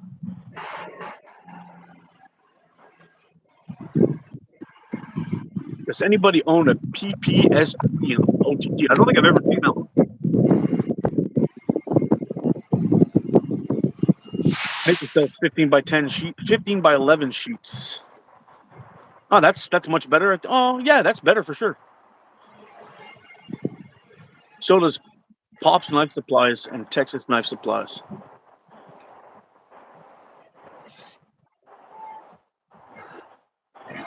Hey, what's We're up, behind. Slinger? Oh, Chuck, and that would be freaking awesome, man. If you guys get that nailed down, I'll be buying from you all the time. We are looking, trying to make a builders section on the website. These material guys are tough to work with. Yeah, I bet they are.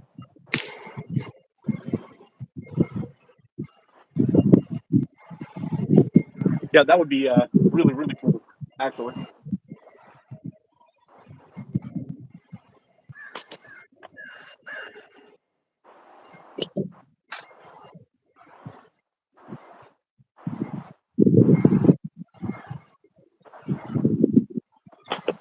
What's up, Kevin?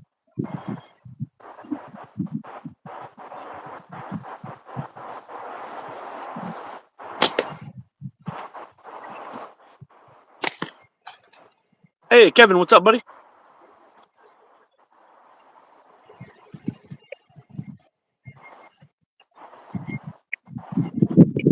Ah, you got it, Ethan. Thanks, buddy.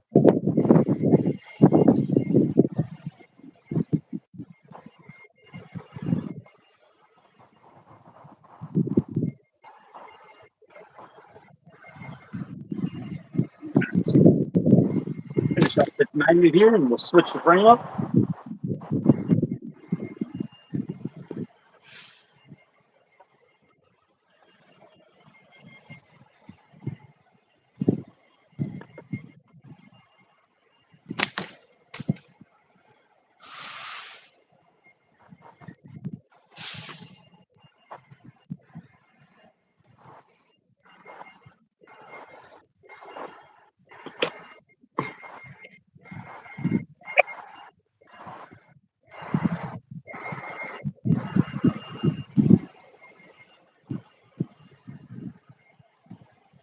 Man, that little 2.5 is getting that's whooping.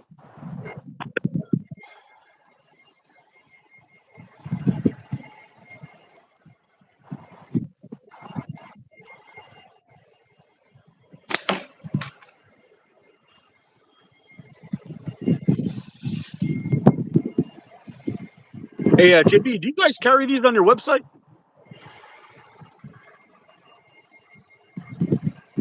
I know they were in stock at one point, but I think Yeah, they're they all were. sold out now. I just don't know if I've seen them since the last time, but man, I freaking love these frames, man. I should do a video on that, actually. Some frames not to sleep on. I should do that. So there's a few of them That'd that be a are out good there. video. Huh? That'd be a good video. Yeah, it would be good. Frames not to sleep on. I mean, sometimes somebody looks at this and they're like, "Oh, that looks like so simple. It can't be a good shooter." You know, I mean, it's not going to be a good shooter for everybody, obviously, but like, man, if you're on the fence, I'm picking up one of these, man. You're crazy if you don't for the price and the what is it? No, it's the S Thunderbolt. So the S Ace is a little bit thinner, and it's made out of like an aluminum type. This is all made out of G10, and it's a really solid frame. Solid G10, about 12 millimeters thick, 90 millimeters wide. It's a clipped frame with the Sniper Sling clips, and I don't think anybody really does it better than Sniper Sling when it comes to clips. You have a little step to drop them down into. They fit in there really nice. Well, overlook slingshots. That's when the Spitfire turned off. Yeah, it took off, I bet.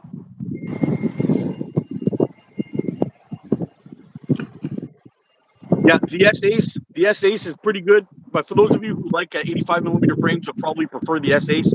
But if you're a 90 guy, this thing is a freaking game changer. One of the absolute best pocketable slingshots, EDC style frames you can get, in my opinion. Great for the glove box, 100%. Hey, Resortura. Sorry if I butchered her name, but what's up, buddy? How's it going?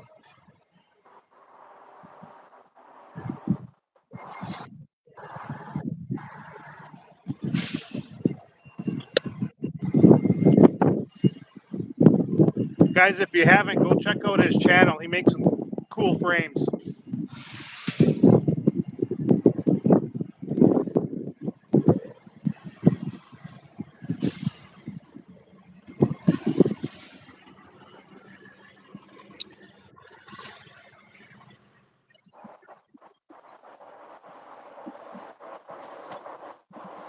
Yeah, you got that right, Al.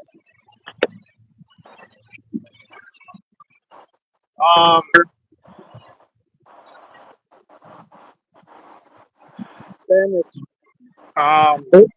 I think it's his channel name is his name right up there. Yeah, Rezo, do me a favor. Put a link to your channel in the comments here. If anybody else here knows the link to his channel, please post it down at the bottom so we can go have a look. Let's get him some. There we go. Thanks, Hoggy's on Hoggy. fire today. And also, somebody put Chad's channel up there too. Let's get him some. Let's get him some subs. I'm gonna go grab some more ammo. Ted, you got it, buddy. I'll be right back.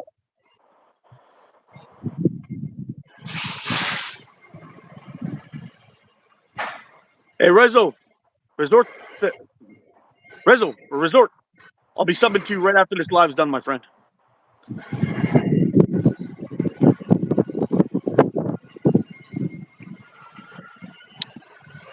Right. That's the ammo necklace empty. We're going to put this guy down and we're going to pull up an Aries.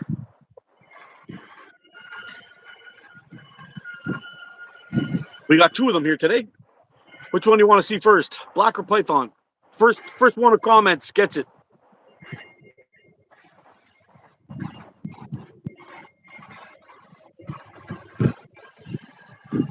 See you guys later. Went fishing and worked the midnight shift. Woo! Python it is.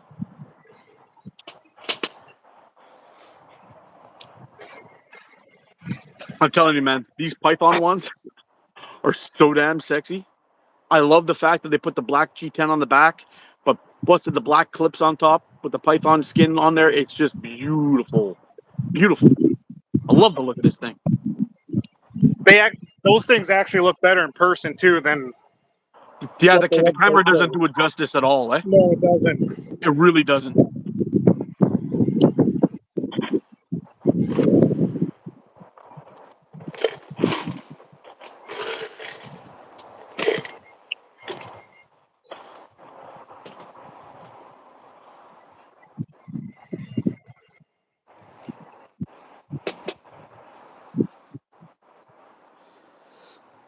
Oh man.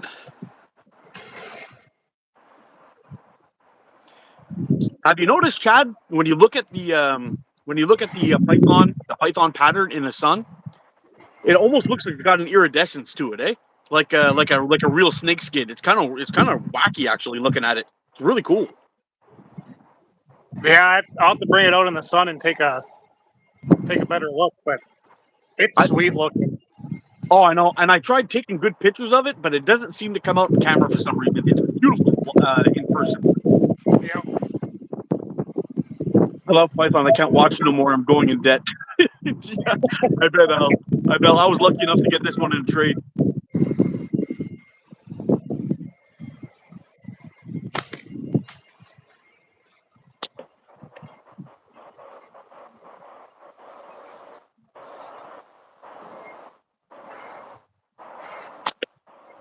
Bit high on that one. Oh, weird.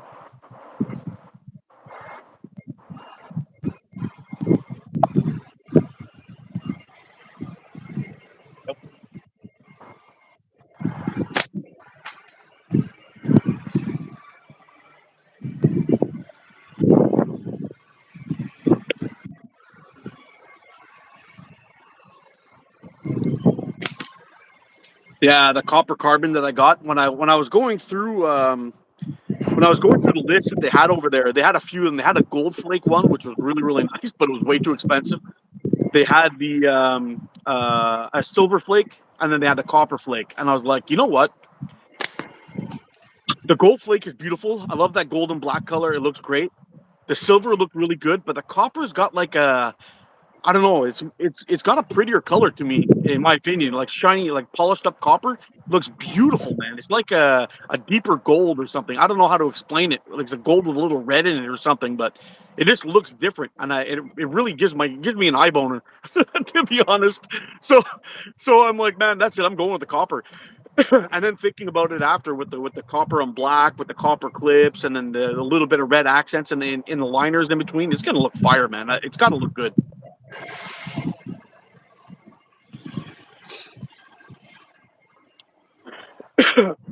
Yeah, it's like a rose color. I guess that's the best way to put it. It's like a rose color. It's really nice.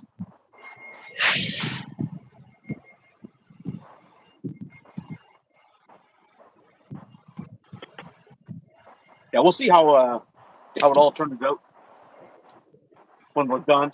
Hopefully, I can get hopefully I can get some more work on it today.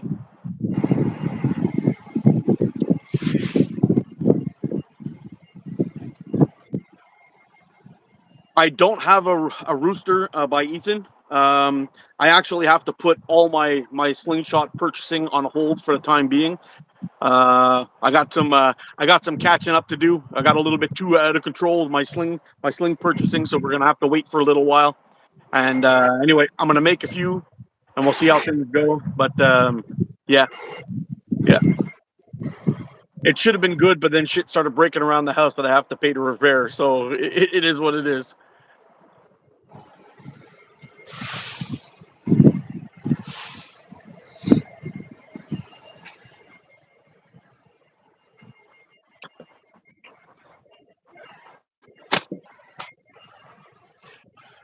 I know Yeah, the some people. rooster is a sweet design.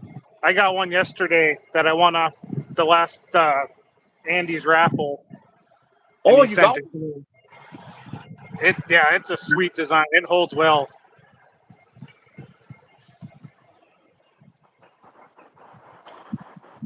I was kind of disappointed. I completely missed that one, and I was supposed to send down some materials, some stuff for the raffle, and I didn't even realize that it was coming so soon.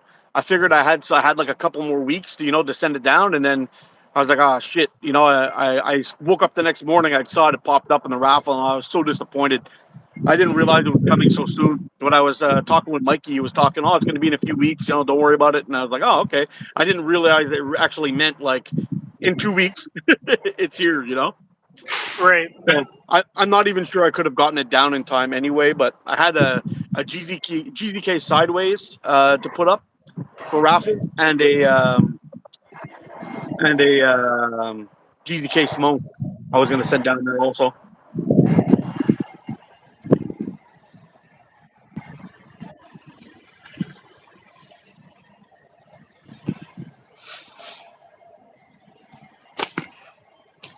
Once, if there's going to be another one, though, I'm going to send that down because I want to get. I have an S90 to send to JB, and I'll send those two down there. And whatever happens to be the next raffle that the boys over at Mega Slings are, they're going to have them over there. So I'll send the whole kit down to Mikey, and then Mikey, if he's okay with it, he can send down the S90 over to JB, and then I'll be all caught up at least. Yeah.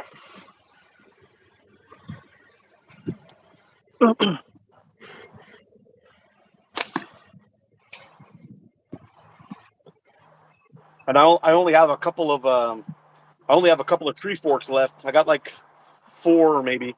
So I'm gonna have to go out and do another run one of these days after work with my saw and collect some.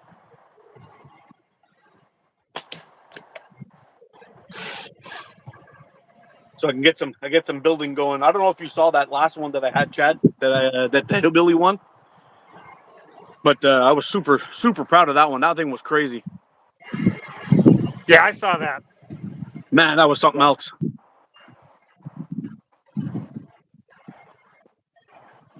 Maybe I'll see if I can get another one of those natties made, and we'll send those over to Mikey too for the next raffle.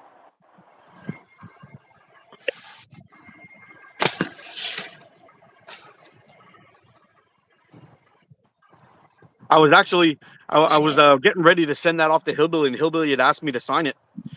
And I used to have this wood burner, and I was actually pretty good with it. So I on one of my axe handles, I made this maple leaf, and I burned in ATO on the bottom of it. It looks really, really cool burnt in. And I was actually going to do that with my natties. Man, not for the life of me. I tore my house apart looking for that thing. I think it must have gotten thrown away for some reason or not. I couldn't find it. I had it in my garage, in my toolbox. But when I transferred my old toolbox to all my new toolbox, I don't know where it's gone. I can't find it anywhere. I was so pissed. Yeah. So I might have to buy another one of those and see. And then eventually, I'm going to see if I can get one of those little branding irons to burn my logo in. It'll look pretty cool. That'd be cool if you get one of them irons. That'd be Yeah, awesome. just blast it with a torch for a couple of seconds till it gets a little hot, and just give it a little, get it burnt in.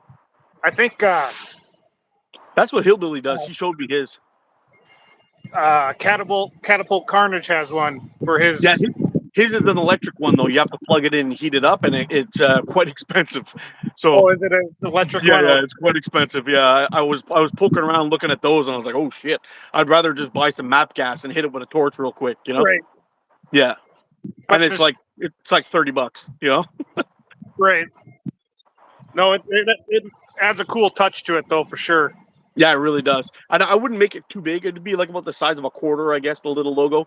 Just put it on the handle or on the back somewhere, and it'll look Yep. pretty cool. Maybe even the size of a nickel would be okay. Lone Slinger. I'm shooting Wendigo right now, and I don't know if you can tell, I stippled it. Adds great texture to it. Oh wow. What's that one? What's that one made out of? Is that a poly one also? Yeah, One it's of those HDPE. HDPE? Yeah, From yeah. Small. Oh, really I cool. put a smiley face on it, and I call it Gumby because it's color like Exact same Gumby. color. That's awesome.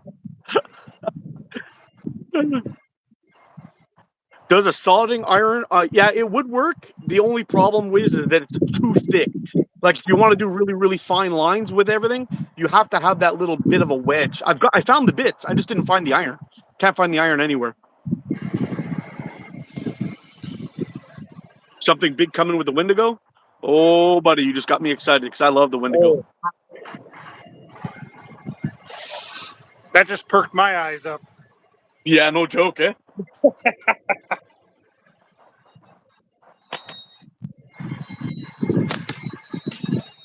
Yeah, I love the Wendigo.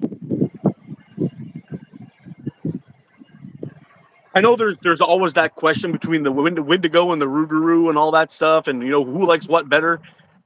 I think they're both excellent shooters, and I think some people prefer the upswept handle and some people prefer the downswept handle. But man, I'm telling you, that Wendigo, it blew my mind I got the Wendigo and the Rougarou at the same time. Came out here, did a little bit of shooting with them, and I was kicking ass with them like right out of the box. It was the same thing with the. I don't know if you ever saw that short that I did with the Spitfire, and I was just out here taking shots, um, and I was basically talking. It doesn't matter how much it costs. It's all about the design type thing. I did a video something along those lines. But I came out here and I shot that whole video in about 5 minutes. I was hitting everything I was pointing at. It was crazy. And it's true. The Wendigo was another one of those frames that did the exact same thing for me. I've been flirting with getting a prime fork version of it for quite a while. I got a Prime Fork version. Oh yeah, I got it from Andre himself, and it came with the sight on it. So I yeah, still got to remove that thing. It's needs to yeah, go. yeah. That was like my Cygnus Bold that he sent me for review, and I was out here shooting with it, and I'm like, this frame would be freaking perfect if it wasn't for that sight. He made the sight way too big. So Yeah, it blocked. It was up about 2 millimeters above the fork and wide about a half centimeter down the side of the clip. So when you're shooting at a longer distance, like 20 meters, for example, you try to put it down, like how you kind of like split your fork, so you'd aim like down here and split your target. yep.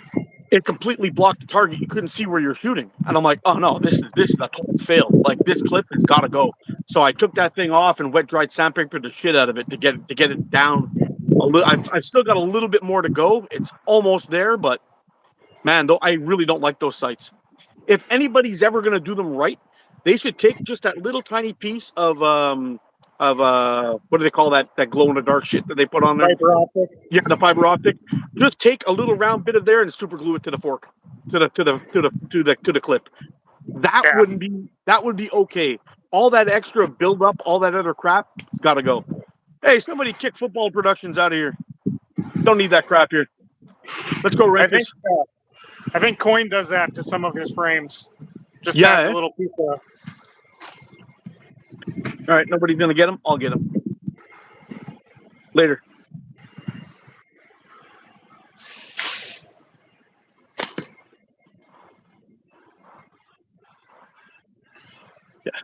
Yeah, I got no time for that trash.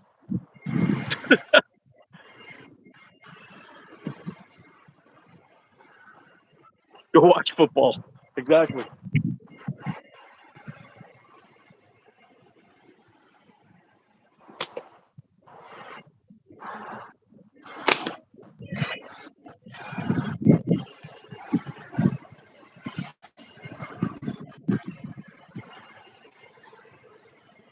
And he got him.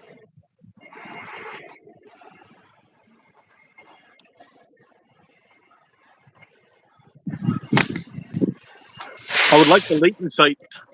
Is that the? You know what? You know which site I'm actually kind of interested in is actually the one that Catapult Carnage does. He has this clip that's integrated with that little. It's got like a little loop, but it's a hole through it. So while you're aiming at something, you can actually see it through the sight. I think that might actually be pretty decent. I haven't seen those ones yet. Sounds interesting though. Yeah, it might be something worth trying. I'm still not sure if I would be. I like my sight picture to be open and clear, so having something in the way would still be a little annoying to me, I think. But being able to see through or just having it completely blocked, it's I don't know, it's an improvement at least.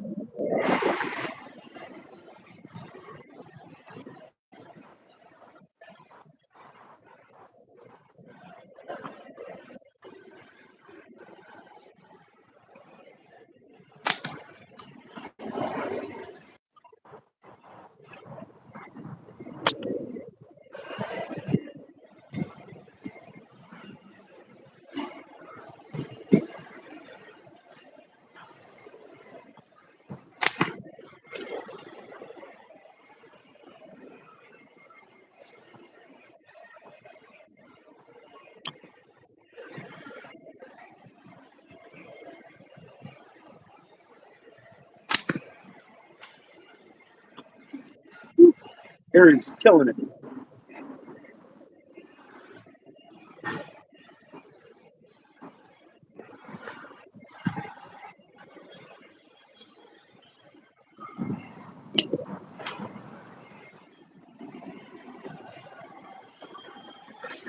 Oh, not 5 in a row. I'll take that.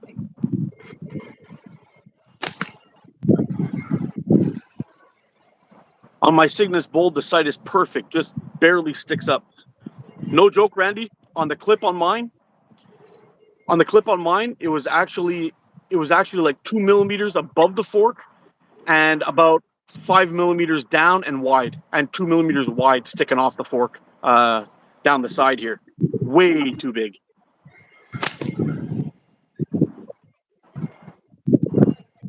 Best sight I ever came across on a PVS custom simple shit slant. It's like a 0.5 millimeter optic that barely sticks out from the fork tip. Now we're talking. Yeah, actually, I've seen one. He has this. It actually looks like an Aries, very similar to the Aries. It has like a red and I guess it was like red and black carbon fiber. It looked like it was made out of, and him too. It just looks like it's a tiny little piece of fiber optic that's stuck to it. Really nice.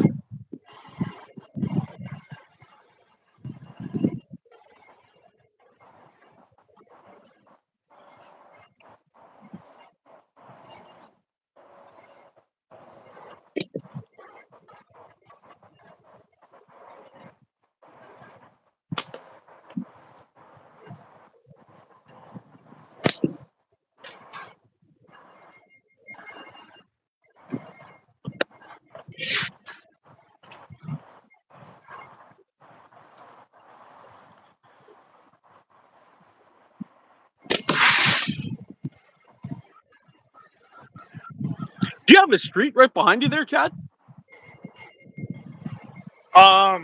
Yeah, and then I'm right across the train yard too. Oh yeah. So they're just kind of sitting there today. But yeah, I got a street behind me and to the side of me. I'm on a corner lot, so Yeah, right behind me too. I've got a train that passes by there right behind my house. About I don't know, maybe about 30 meters off the fence. It's pretty close. yeah. And I call it spring fever. Whenever it starts to warm up, you get all these everyone, kids, dogs, Yeah.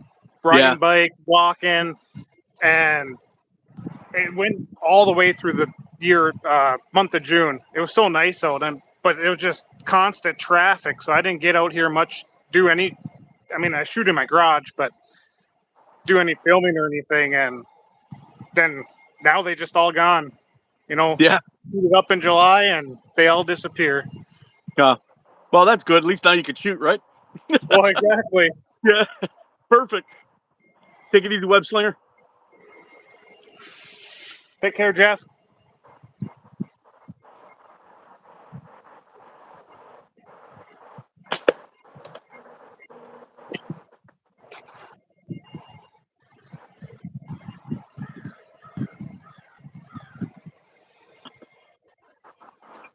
Come on, man.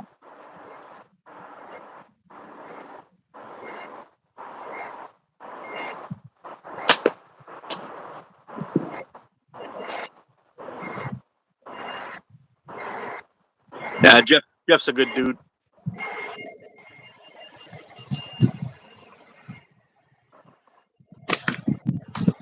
Tuck, I put a sliver of glow rubber on the top side and reference in the dark. Oh, cool. I'm hoping to build a nice range this fall. It's just screaming hot right now. Yeah, I bet. I bet. Brutal hot out there, eh?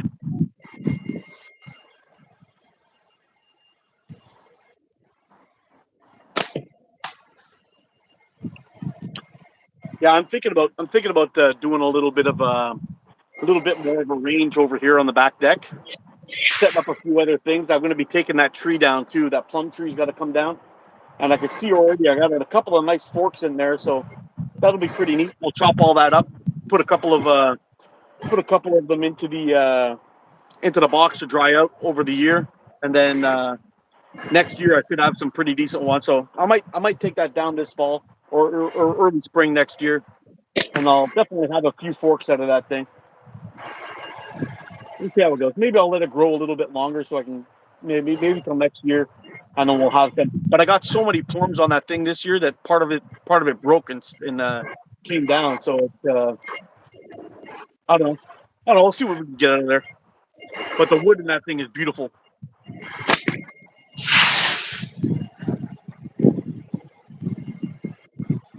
All right, later, Hoggy. Appreciate you, brother. 6 foot by 5 foot backdrops made as we can speak for the website. Oh, sweet.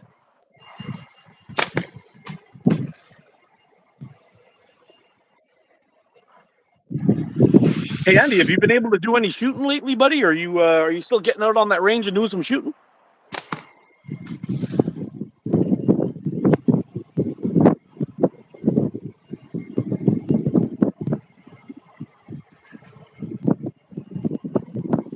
And Leon, if you're still in the chat back there, buddy, I just noticed this morning that you went live last night. Sorry I missed it, bro.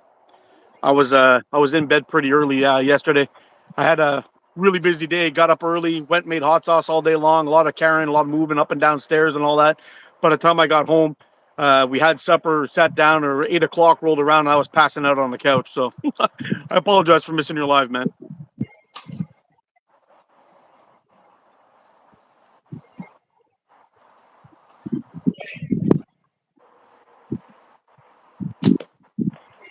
So how long you been shooting for, Chad?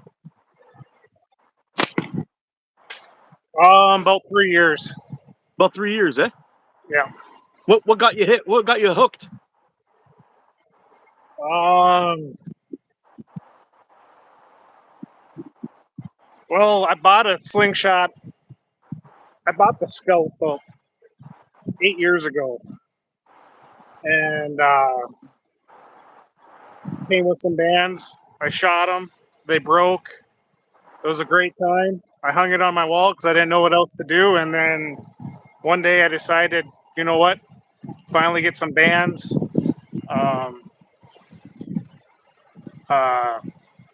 At that time it was Fowler, Simple Shot, Catapult Carnage, guys on YouTube. Then I ordered the LT and the Sparrow, and rest is history, I guess. Yeah, you know, it was the same thing for me too. When my son was asking me what we used to do for young when we were young, and I had probably one or maybe 2 summers where we used to shoot one of those wrist rocket style things, and we used to play war games in the woods, me and my buddies, and we were shooting Yeah. each other with paintballs, and we did that for like 2 summers. Actually, we actually filmed the video because I don't know if you remember that TV show used to be called Tour of Duty. It was about Vietnam, and the guys went to Vietnam, and they were doing this. It was a TV show, a series that was on for a couple of seasons. And me and my buddies, we filmed a movie, being nerds. Yeah, we filmed the movie with this, and we were shooting slingshots at each other. So we tried to. One of my buddies would actually film the whole thing while we were out there shooting at each other and having a full on war with paint pellets. And hopefully somebody still has that. That would be really cool to watch again. But um, we. We ended up giving up that and going to slingshot, going to pellet guns, shooting each other with pellet guns. Ooh, ouch. Yeah, yeah. There was none of this. You didn't get me because every time somebody would shoot you, you'd scream. You know. So yeah. So but a bunch of years went by, and I'd never shot a slingshot again for God knows how long. And then one day, I pulled out my old slingshot in one of my overnighters and shot it with my brother. And my son was asking, "Oh, what did you do for fun when you were young?" And I told him about this, how we used to film movies of each other and everything. And he freaked out. And he's like, "Oh, could we get one?" So I went on Facebook and I started looking online to see what people were shooting and everything. I was going to go back to Canadian Tire and buy one of those slingshots again, but I saw these guys shooting flat bands, and it was the coolest thing. I've never seen flat bands before, and they looked like they were going way faster than the tubes. And I'm like, okay, let's try one of these. And that was my first video. I bought that Top Archery slingshot, and I made my first video on this channel just as I was kind of getting ready to quit YouTube for my bushcraft stuff. And sure enough, I shot that video. I shot it one day before we were shooting cans. I had this old swing set up here for my kid. I hung up blankets and everything to kind of stop the ammo so I didn't have to rip them out into the train tracks and stuff. And sure enough, I was like, wow, this is so much fun. But after I shot the 2 bands, I'd never heard of Simple Shot. I never heard of anybody. I had no idea where to get more. And all these guys shooting slingshots, I was like, okay, I don't know what to do. So sure enough, painted black. Yeah, man. So sure enough, I ended up tearing through the 2 sets of bands that it came with. I hung it up onto my into my drawer, or threw it in my drawer, hung it up on the shelf somewhere, and then COVID hit. So 2019 was coming in right around the end, and I was like, okay, what am I going to do? We're going to be locked up in the house forever. Let's see if I can find some elastic bands. At least we can shoot off the deck and have some fun here while we're trapped in our house. And sure enough, I started shooting from there, and I was addicted. I couldn't stop now. Yeah, Yep. it was so much fun. And actually, I never even bought bands again from there because then I later found Simple Shot. My next two slingshots that I found was the Scout LT, which I still have to this day, that I'm going to be giving to a kid probably next week, and the Hammer Pro from GZK. I bought both of those slingshots. Both of them came with bands. And at the meantime, I saw a couple of videos from GZK and from Simple Shot on how to make bands. And I'm like, okay, this is the way to go because everyone was selling their bands for $5 a pop at that time. And I'm like, well, they don't really last that long. If I'm doing the math on this, I should be able to get way more bands. So I kind of forced myself to learn how to make bands. And well, now I'm addicted. Yeah, that's what I did too. I saw off of Catapult Carnage how to make bands, Yeah. and well then, Actually, I think that was my first video of band making that I ever saw. But the was the one from Chris. But there were some things like he showed how to do it, but I wasn't really sure. Still had some questions. And Simple Shot seemed to be the big guy. Chris was still starting out pretty new too. I think at the time, everyone yeah, talked like Nathan was the master. You know, yeah, Nathan Masters. You know, he was the master. So I kind of like went towards Nathan, watch how they were doing it, and anyway, I wasn't a huge fan of the elastic that came with them because I found they just felt like I was pulling on a rubber tire. You know, almost. yeah. The They were always coming with those 0.7 bands. yeah, the 0.7 bands that they were rough. Yeah. Got you started, but they were rough. Yeah, And once you find out to make your own, game changer. yeah, but they lasted. I will say that. Yeah. So those bands lasted me a long time. Then a lot longer than those ones that I got from China. You know, they lasted forever. And now that you got an unlimited supply of bands, as a new person, it don't take too long to get on target, and it's Oh, addicting as no. hell. Oh, it's so much fun. And all these people starting out, I always tell them, man, like you really got to start making your own bands. You could start off with something very simple. Just do a straight cut right across the top of the band in the beginning if you're a short draw guy. Do a straight cut around there, and then slowly but surely shorten them up, and you'll start feeling where it feels good for you, and you're getting good distance and shooting flat. You don't have to go all psycho like I do. Just really, fine tune things, and you're gonna see it's gonna change your shooting forever. And well, that's how I ended up doing it until I really started doing research on how to make bands and everything. But I think anybody starting out, if you're buying pre-mades, you're gonna pay a fortune for that. Yep. And I've bought pre-mades twice. And I had a couple of them that I was pulling back, and they were just kind of put together really quick. I'm not saying all pre-mades are equal, because there's some guys that really take the time to do them right, and there's other guys that just pump them out. But a lot of those ones that I had that were coming out, I started shooting, they were untying on me, and I had a couple of them like that, and I was like, okay, this is not the way to go. Yeah, this is not the way to go. Yeah. And all you need is a ruler to start out with. I mean, I did that for 2 years. Yeah. And a little time consuming, but Yeah. at the end of the day, it's not too bad. And for the time that you save and the price that cost of a template, like you buy those templates and you're banging out 6 band sets in under 10 seconds. It takes you no time to roll back and forth through those slots. And once you have one of those templates, it's an absolute win. But you need to kind of play. You need to kind of play with it first to figure out what length you need. You know what I mean? So the good thing is that if you do get one that's set up for 150, so 150 millimeters right through of a strip, you're gonna have 2 lines to the right of it and 2 lines to the left of it, so you can make it longer or shorter. So that should cover, for a short draw shooter anyway, it should cover almost any kind of elastic that you come in contact with to cut your straight length. And after that point, you're good to go. So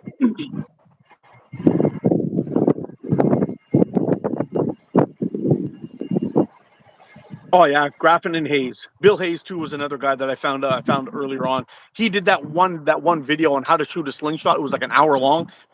It was a real comprehensive thing, but Bill does a lot of things that I just the way he shoots, I just can't shoot the way he does. It's incredible. So it's a lot of good information for anybody out there who's shooting the way his style, the way he shoots. It's great, but for a guy who anchors off of his space, it really wasn't a good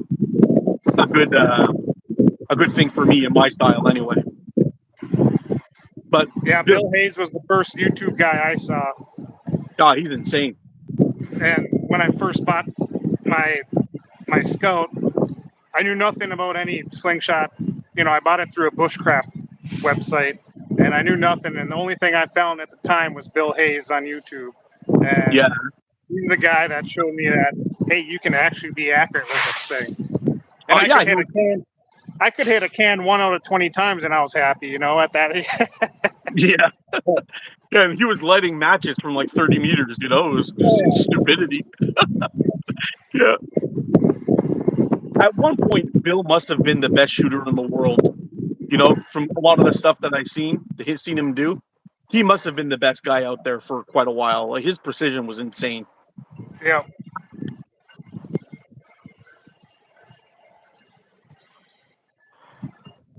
I'm settling into 0.45 now for everything, 8 millimeter to 11 millimeter. Interesting. I had heard that Bill was he's kind of messed up. He's got that edema thing going on where he's getting a lot of liquid around the heart area. They had him drained out a couple of times apparently, and he's gone home and he's on all kinds of medication. He's going to have a rough recovery Hopefully he'll be good, but from what I understand, is his store is going to be down for an indefinite amount of time. We don't really know. He did put a post out. He did put a post out, basically saying that he's kind of jacked up. It's Yeah. not a good situation at all at the moment for Bill. Yeah, that's Unfortunately, too bad. yeah, it's rough to see a legend go down like that. And not only that, he's a good dude. You know, he's like my kind of guy. He doesn't mix words. He's just an honest, straight up guy, and I like people like that. It really sucks to see a guy like Bill kind of go down that way.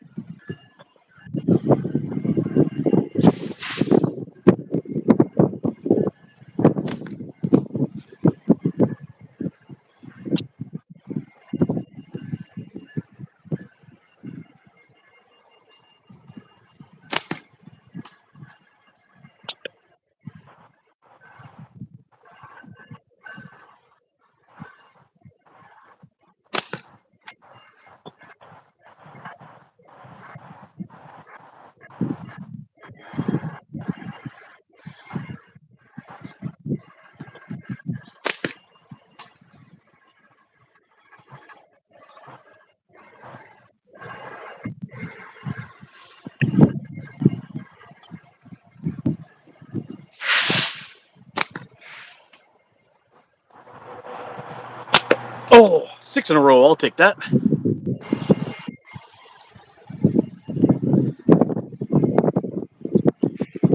I'm gonna see if I can give you guys a look at this thing in the sunlight. See if we can get this thing out here, just so you can see if you haven't seen one of these in person.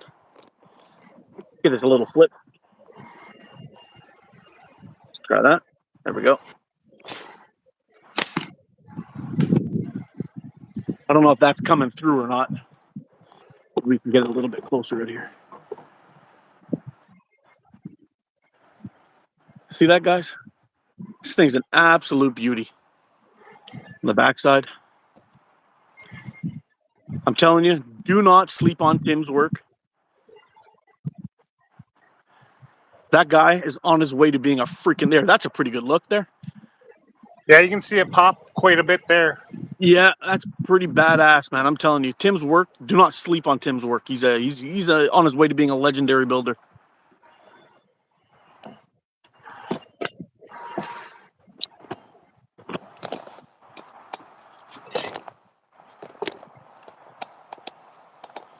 Oh, it really is chucking. No joke.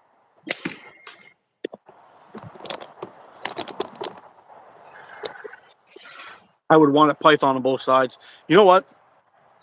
Maybe, but I'll tell you this. I kind of like the contrast between the python and the black G10 on the clips. I think it looks really cool.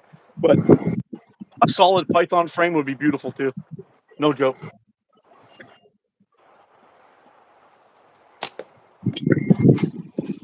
Hey, Ben. How you doing, buddy? How you doing, buddy? Being a good boy?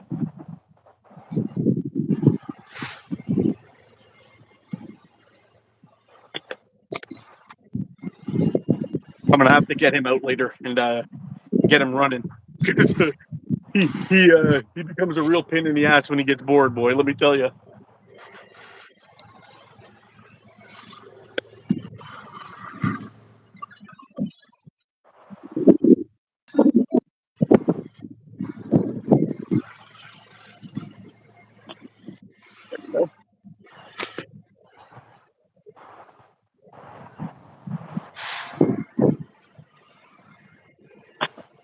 Ah,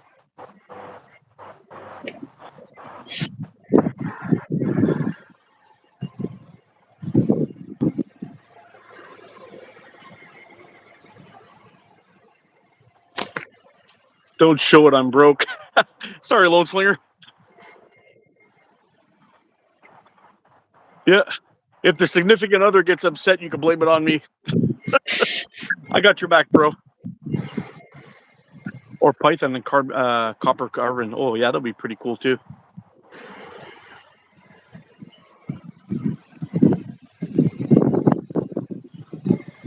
Mikey, what's happening, bro? Morning, you bastards. Finally made it. How you doing, Mikey? Mikey.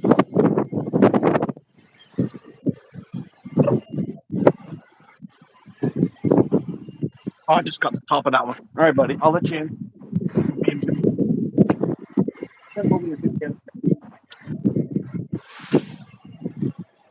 Oh.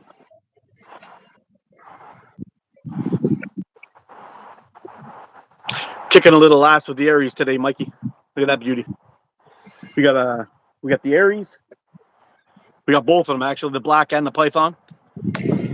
We've got the Thunderbolt. Got our first shots with the Rougarou from Hillbilly. Tearing it up. You still shooting the Spitfire, Chad? No, I'm on the Aries now. Ah, cool.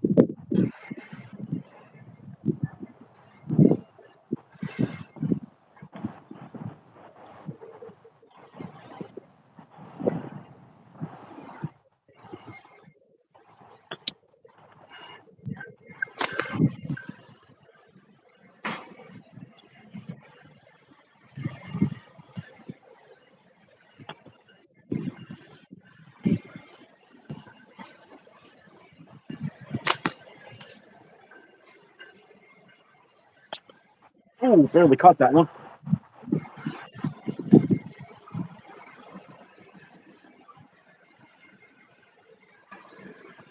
Ah, missed. Can't wrap that up with him. Let's get one more shot on here, then one more hit, and then we'll switch it up to the other Aries. Hey, what's up, Smo? Hey, Smo, what's happening, bro?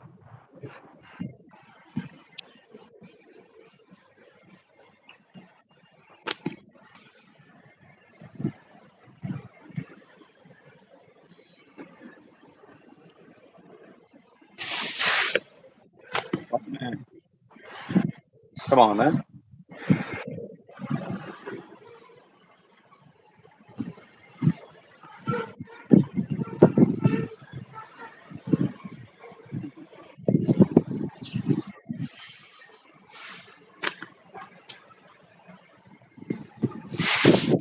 There we go. All right, now we're going with the all black Aries. See how that goes. Hey, how you doing, Jordan? Someone get Mikey a coffee. Yeah. I've been loving my aluminum Aries wrap and tuck. It's amazing EDC. You know, I'm kind of curious. To any of you guys who have this Aries and the core or the Aries from Layton's, do you find there's a big difference in how it shoots? Because I've noticed that the forks on the Layton one is a little bit longer than the one from Tim.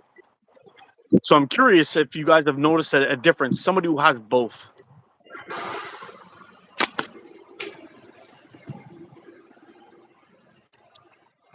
I've been thinking about polishing an HD Aries, but I don't know. Oh, interesting.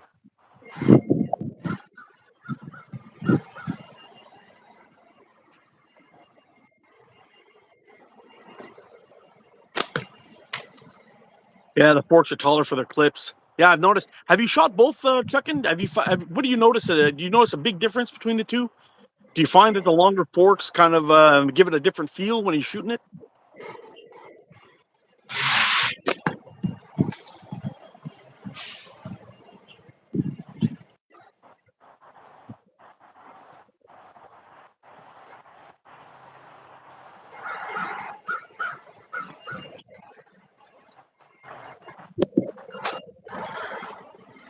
Yeah, I originally bought one of those clip sets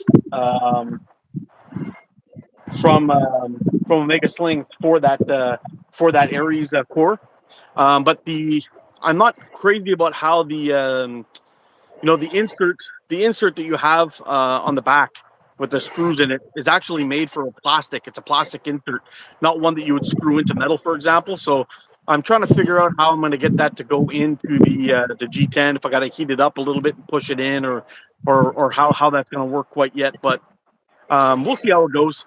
I think I'm going to use that clip set for a pickle fork that have got in mind, and I'm going to use the riv nuts for my other two frames. I think that's the way I'm going to go about it.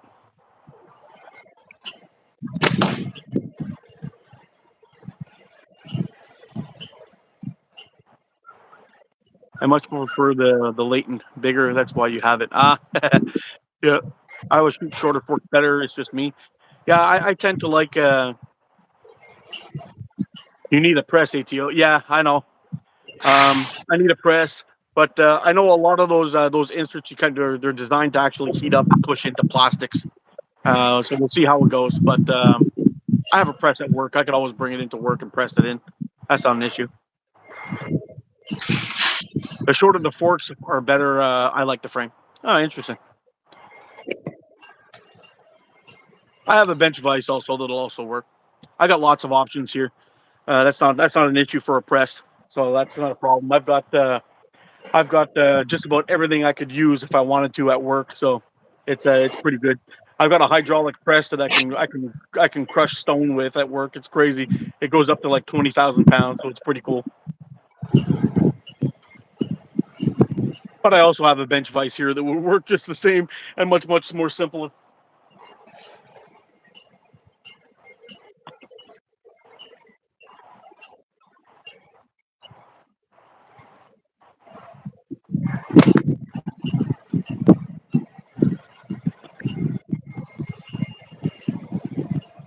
Shades. I started shooting long draw about a month ago, roughly.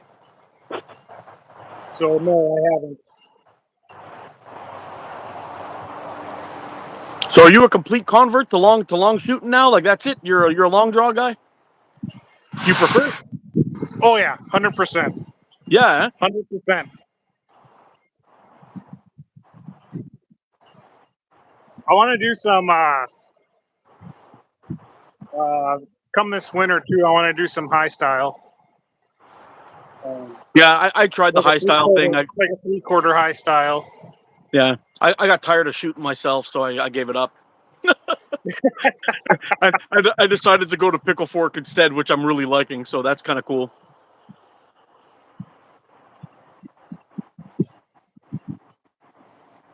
I'm with you there, Chuck and Steel. That's exactly what I'm down for too.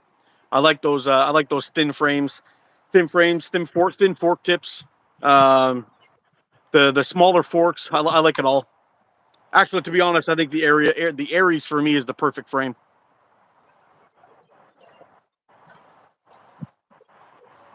Yeah, Ethan.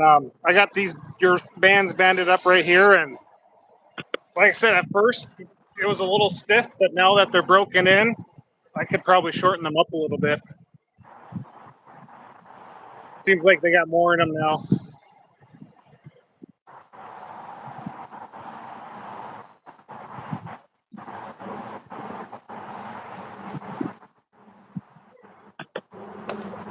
Oh, that's interesting, Turtle. I think Jose has the green one.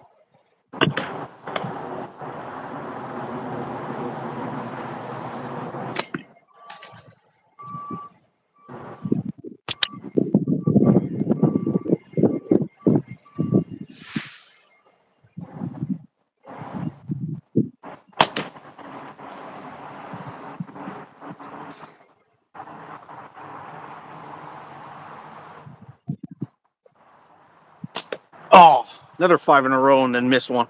Damn it. Back ATO. There we go. We must have hit that 2 hour mark or just past it because for some reason these lives every time I get to that 2 hour mark it kicks me off and then it brings me back. I'm back at 0 now. Oh, that's weird. Yeah, mine It says does. 220. It does it to me every single live. I don't know why.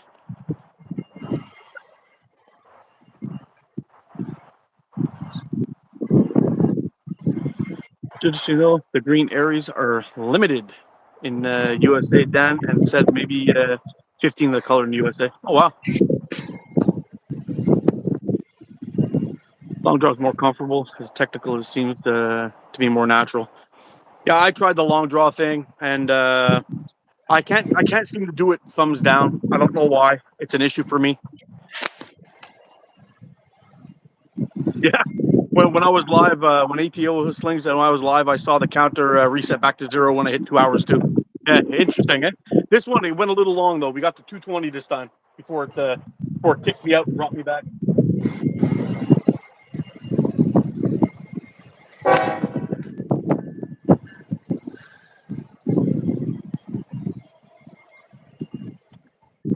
Yeah, it drives me nuts when we have the train. The train does the exact same thing behind my house too. Gives a little toot.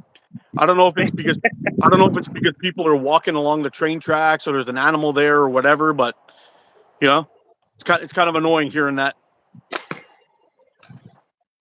You get used to it after a while, but Oh yeah, I mean I'm used to it 100%. yeah. Is it a passenger train you got there, or is it a No, a? the whole engine's right there. It's like a freight train. Yeah. Yeah.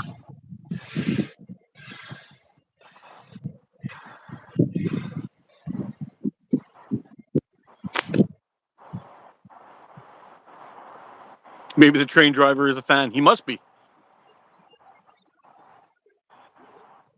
I should have gone to sleep hours ago, but here I am, 7:30 a.m. watching Slingshot being let off. Oh no, the Frog Wizard. How you doing, bro? Yeah, we've got a passenger train that passes by our house, usually early in the morning and then late in the evening. And it used to only be one train out and then one train in. Now it's like three trains out, three trains in, unfortunately. But it's not bad. They've been forced to slow down like quite a lot while they pass by all the homes along the side here, and they speed up a little bit later on because when it used to be only one train, they used to whip by, and you actually feel the house rumble while he took by when he went by. So a lot of people started complaining, and we used to have a lot of people who used to walk the tracks too.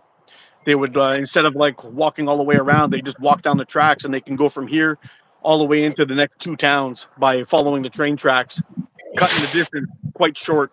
But it got a little ridiculous, and the trains were always going by, honking their horns, trying to get people out of the way. But it was nice. Stand by me status, yeah, no joke, buddy. I know a few years back. I don't know if you guys, if I was actually even on doing slingshot videos back then, but there was one day I came out here at nighttime and I was walking my old dog Jake. He was running around in the backyard having some fun for his last pee at nighttime, and there was these guys that were walking along the train tracks with flashlights shining them at the houses. And I know what that's all about. You know, they're looking around trying to case things, see if they can find stuff they can steal. And there was this one guy walking around with his girlfriend, full of tattoos, earrings in the face, long purple dreadlocks. And I was like, okay, what the hell's going on here? So I went inside and I had this 1,000 lumen flashlight, and I brought out my camera and I shined it on them while they were shining it on my neighbor's house. And I started taking pictures of it. I'm like, hey, I know what you're up to. You better get the hell out of here. And the guy's like, yeah, fuck you, dude. I'm gonna kill you. Blah blah blah. All this shit talking. I'm like, yeah, no problem. You just do what you do. You should get the hell out of here. I know what's going on. I'm gonna call the cops. So I waited a couple of hours just to see if he was gonna do anything, and nothing happened. So I went to bed. I woke up the next morning, and all my stuff on my backyard was all rearranged everywhere. And it's crazy because I had a beagle back then, and like if a fly tapped the window, he'd go berserk and start barking.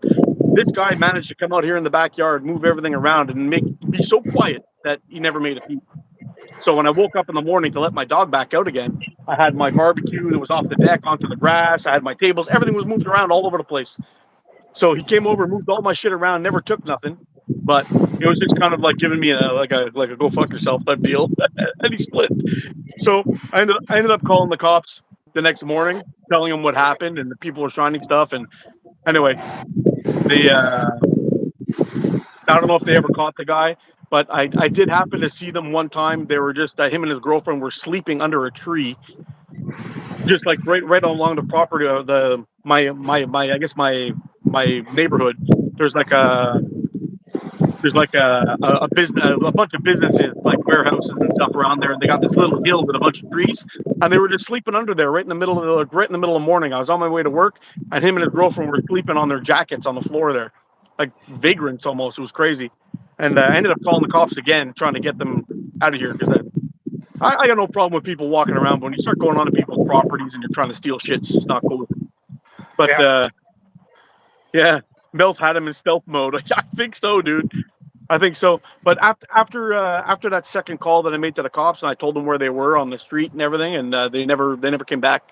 Never saw them again. Anyway, they could have just been passing through, going to God knows where. But yeah,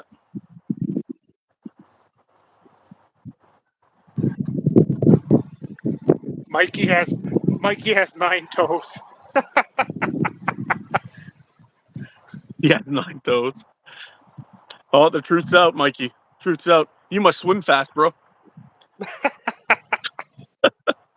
Hey, what's up, Coin?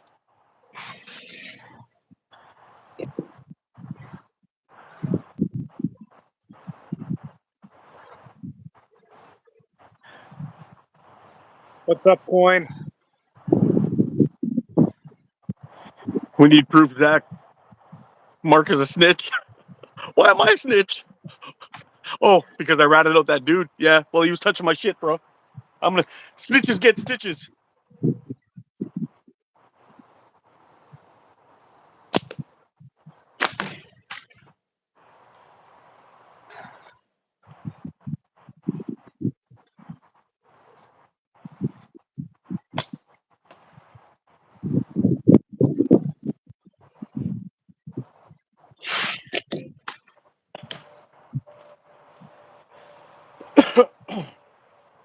Yeah, there was another time too. We had all of our backyards. I mean, mine's actually grown over now with vines and everything, and I left it like that. But there's actually a gate in there that can take you out into the backyard, into the along the back of that little creek that's in behind my house.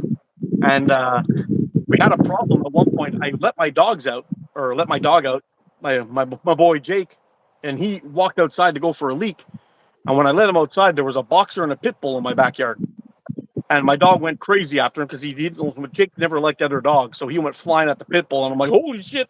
Those things are gonna pull my dog apart." So I went running outside to scare the other dogs away, and I grabbed my leash and I pulled my dog back in and let him in the house. And all the properties from end to end, all the back gates were left wide open. And originally, I thought it was more people just coming by trying to rob people's houses and check and steal things. You know, they were just going from backyard to backyard at nighttime. Turns out it wasn't the case. Because of that whole time, I had that problem the last time. I had put a trail camera under my deck to film anybody who was coming into my backyard while I was gone. And it turned out being the we have this guy, Hydro Quebec. It's the guy who does the electricity, that checks electricity. We all have meters on our house. So this freaking guy was, instead of going around the front of the property and going through like he's supposed to, he just went through all the backyards and was checking all the meters, but left all the gates open. So my neighbor from 3 houses down let his 2 dogs out, which is it was a blue nose pit bull and a beautiful brindle boxer. Let them both out in the backyard. Luckily, they're nice dogs because my dog was an asshole. I let my dog out. They could have just pulled my dog apart, no problem. It would have taken just seconds, but it was the Hydro Quebec guy. So that's when, after that happened, I put a lock on my gate and ended up letting the vines go right across. So there's going to be no more people coming in through my backyard. But that was scary, man. I wouldn't have liked to go outside and see my beagle all pulled in pieces out there. It would have been terrible.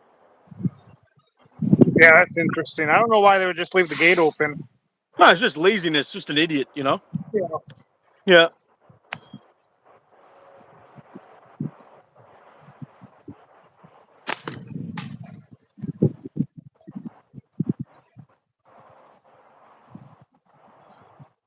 I'm actually a bad swimmer.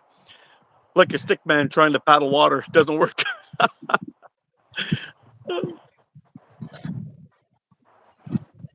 We swapped people's garden stuff with their neighbors, but never stole damaged stuff. I was 13. Could have had a moving target practice with a slingshot if you didn't have it. Yeah, tell me about it.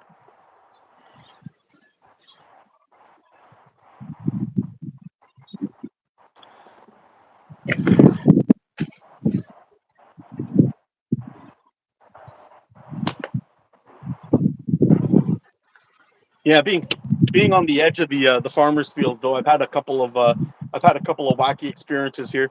I had a pig in my backyard one time.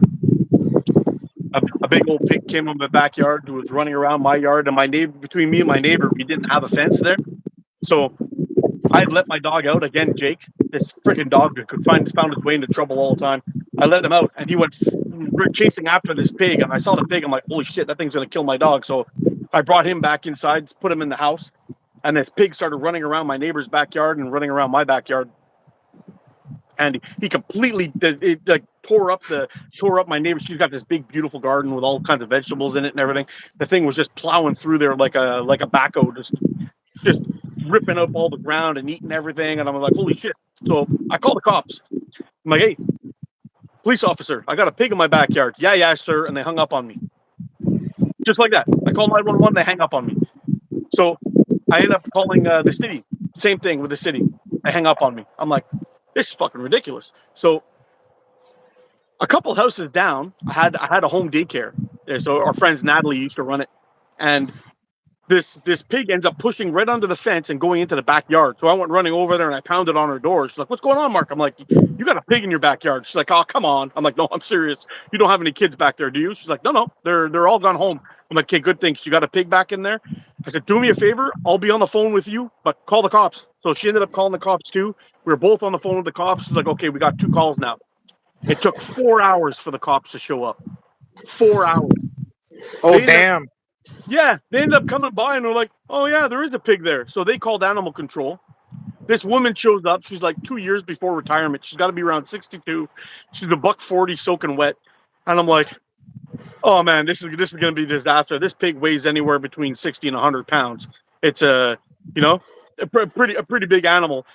So me, one of our neighbors, and Natalie's husband ended up going into the backyard trying to catch this pig. Somebody takes pictures of it and posts it on Facebook.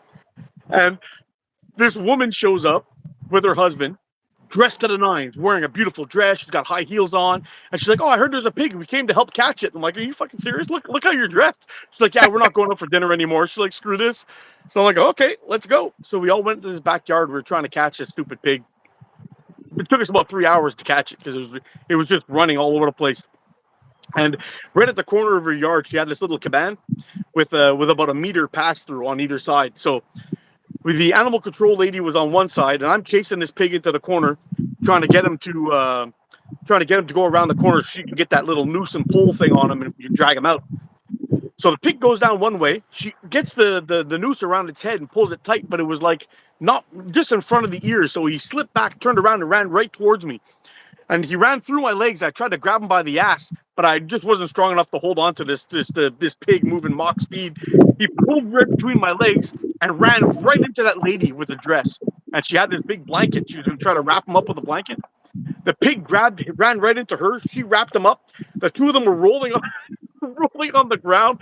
The pig was squealing. She was squealing. It was hilarious. But the pig ended up getting loose again. Like it just kind of squirmed its way out. She wasn't strong enough to hold on to him. But after all was said and was done, we finally got this pig. We dragged him outside. We put him into the animal control truck and drove away. And I just looked at my wife. I'm like, wow, I never realized the country was going to be so much fun, you know? But now it's that would have been a hoot to see. Yeah, it was so much fun, man. Hey, what's up, Track? What's up, Track?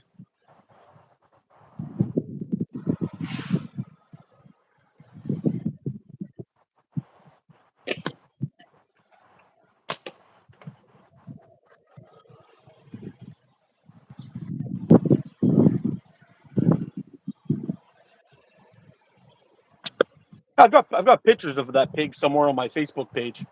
I might have been on my old one, actually, my old Mark Abel one, but I deleted that one. I got to see if I can find it on my. See if I can find those pictures. I'll put them back up.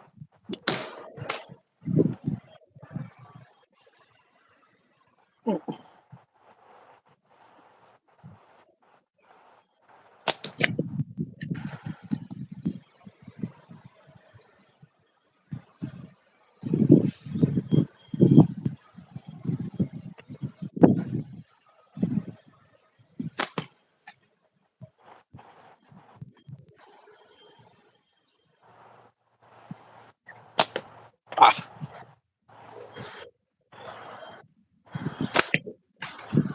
Poorly fingered today. Sliced at band cutting. Oh man, with one of those rotary cutters, those things are vicious, man. I've been lucky enough never to cut myself with my Olfa rotor cutter, but I have got myself with a pizza cutter before, and it was bad. Shad is basically Canadian, Mikey.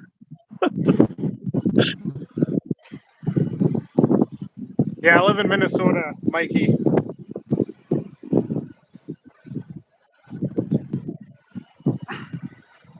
So Chad, are you Eastern time over there, or are you Central? I'm Central. You're Central, eh? So you're like an hour behind us. Yep. Okay. Yeah, and you guys know what a real winter is all about too, eh? Over in Minnesota. Oh yeah. Oh yeah.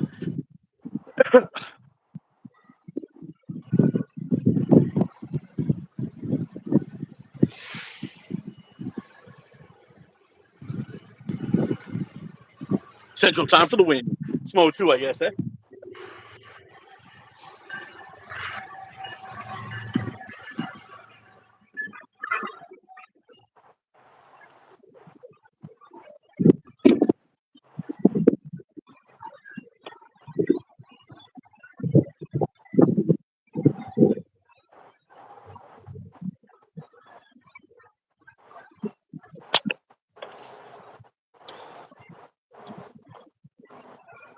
Central time here in Mississippi too. Right? Okay, cool. I live in the easternmost part with the Central time zone. Live. You could love it too, Smo. It's okay.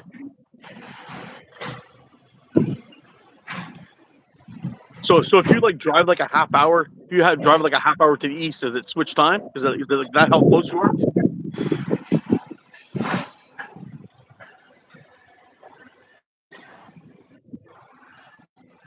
No, I don't think so. Can stitch the nails back. Oh, lone wolf, you're killing me, bro. That must hurt like hell.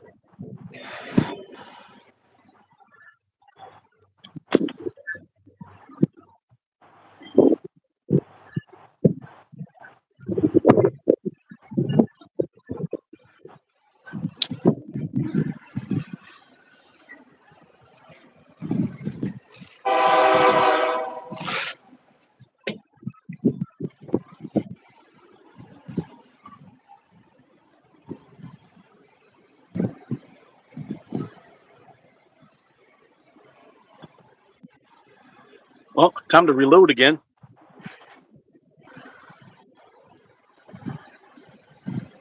3:45 p.m. here. 100% of Indiana is on the eastern, except for two counties, and I live in the one furthest east. Oh, wow.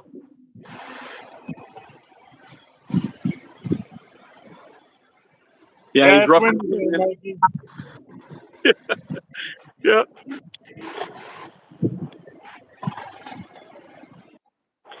Yeah, I actually got some sunshine today. It's the first it's the second day of sunshine in 7 days, so I'm feeling pretty good. Feeling pretty good to be out here shooting.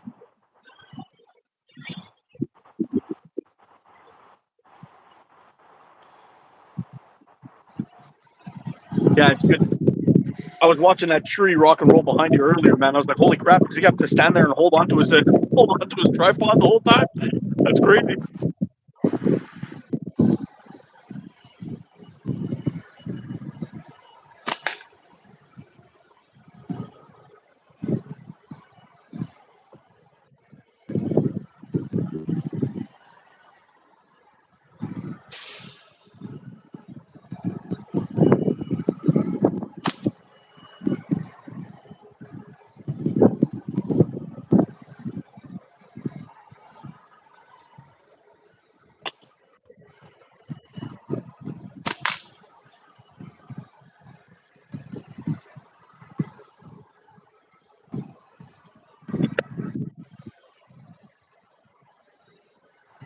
The curtain that you have in your catch box, Chad, is that one of those ones from Omega? No, it's just the T-shirt. Oh, it's Several of them. I need to get one though. they're really good, man. Like I'm shocked. It's the best one I've ever tried. Yeah, I'll definitely get one eventually. I used to use GZK used to sell the material. You can buy it in like a 5x7 sheet or something like that, and I used to cut it up. And I've been using that all this time, up until now. But there's one thing that I think I should probably even do a video on it. Um, it's how you cut your sheet. If it's actually touching on the sides that stops it from actually moving or slowing down, that's how you wear them out fast. You actually don't. You want to have them hang down nice without it touching anything. Like you don't want it touching the bottom, and you don't want it touching the sides. If it's got anything to do to slow down that curtain from actually just taking the impact, it'll wear out way faster. I originally had one set up in that catch box, and I just folded over the ends, but it was actually touching the sides a little bit, and it started to wear out. So I said, okay, I just slid it over a little bit, and I cut it to fit, and it's been going ever since. I've had it in there for weeks now without any kind of wear to it at all.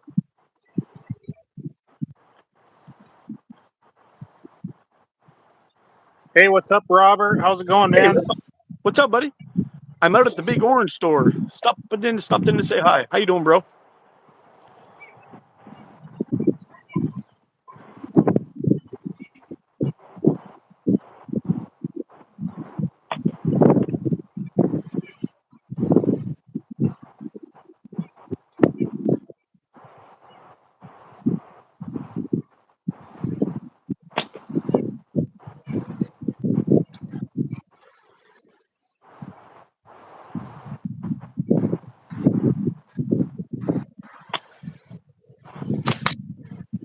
I've got a couple of old football jerseys too, actually, that would make really good curtains in the back of catch boxes.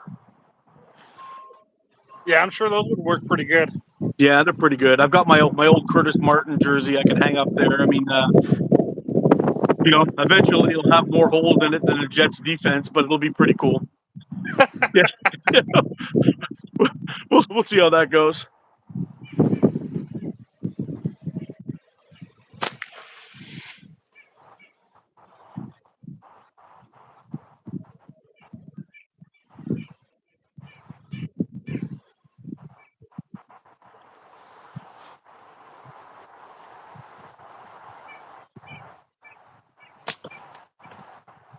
Yeah, I went by my other big catch box and did a big cleanup with all the ammo that's kind of been sitting in there, and I flipped back the curtain. I found a whole bunch of it was sitting in the back, and it's all rusted up again. I got to do another vinegar bath and clean those up. I've probably got like somewhere around 400 or 500 shots that were just kind of caked up in the back there that I got to really clean up.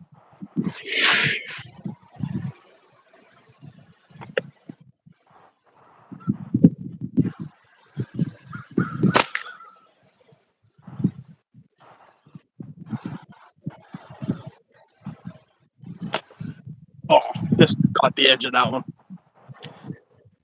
Yeah, the worst thing for me is I won't keep it out in the rain, but you start shooting, empty beer cans, soda cans, whatever. Well, there's always that leftover liquid in the bottom. Yeah, that And stickiness. Yeah. that gets you. Yeah. My knockdown will be waiting for me tomorrow. Oh, no, cool. I actually thought about getting one of those knockdown targets just to stick inside of one of my small catch boxes. It'll be fun to have something reset. But I don't know. I don't know if they're really worth the money unless you're practicing for tournaments. Take care, Rob, if you're out of here.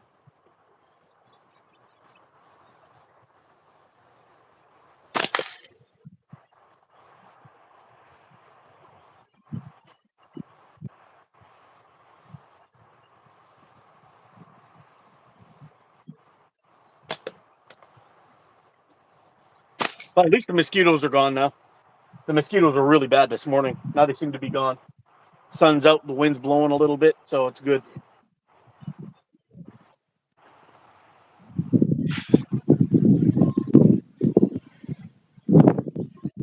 That was a rough go. I'm going to be itchy tomorrow.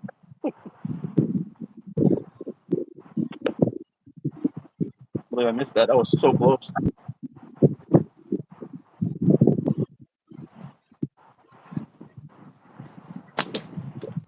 There we go.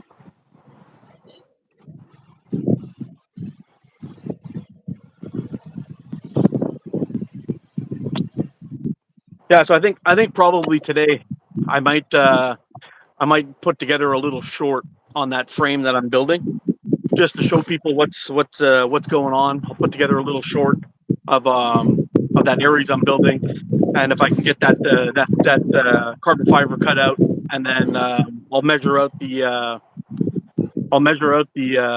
spot where I'm going to cut away for the clips, and then I guess maybe I'll put out like a progress thing of where I'm at and kind of where I'm going with it. And I don't know if you guys would be interested in seeing that. I might just pop it in as a couple of shorts, a little short series.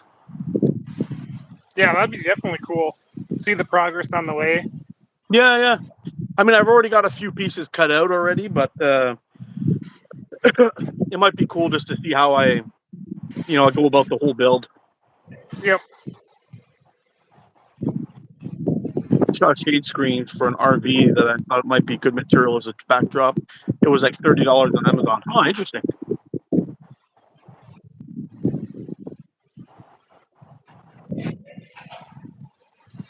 I tried to convince my wife to hold the target for me, but I couldn't get her to do it.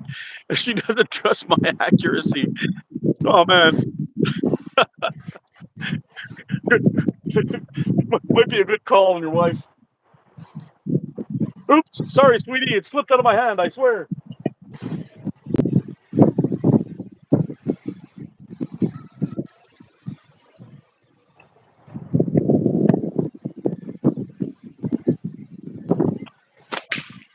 I think it was Chris Graffin. I think he released a short little video one time shooting a can off the top of a guy's head. I think it was Chris I saw doing that. I don't know if I would trust that. that dude could shoot though. I know if he misses small, it's going to be real small, but I wouldn't trust that. No, I wouldn't either. No. At least the guy was smart enough to turn around, so if he gets hit, just right in the back of the head, But I don't know. No thanks.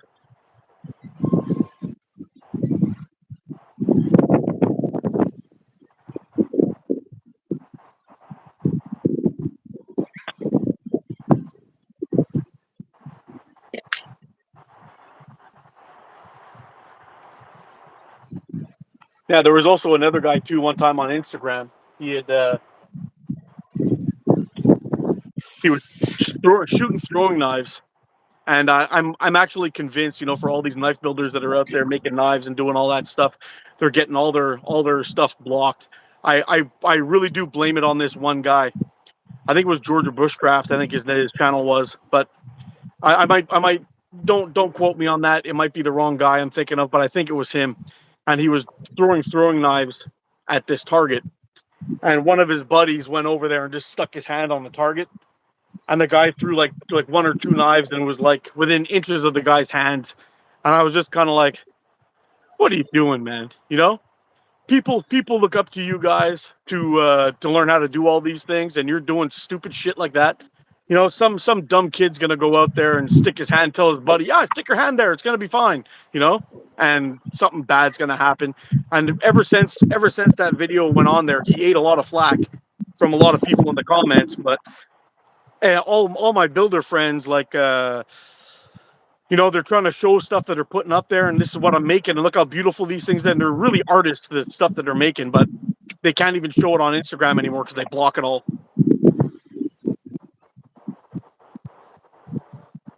Hey, Mark. Yep. I don't know. I think my phone's about to die, so I'm just gonna. You keep going, and I'll just keep shooting until it does. But my screen, don't worry.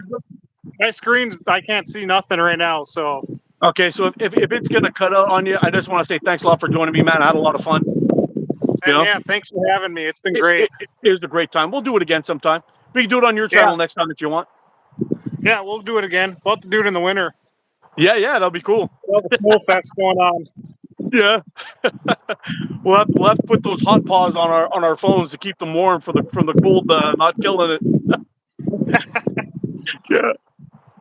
But yeah, thanks for having me. I'll shoot till it dies. I can't do anything.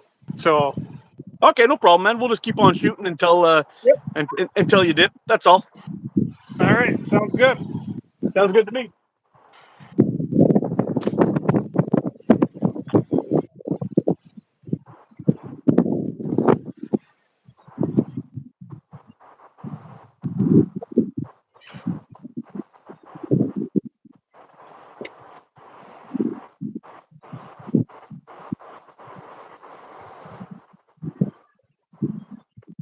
Oh, just got me up again too.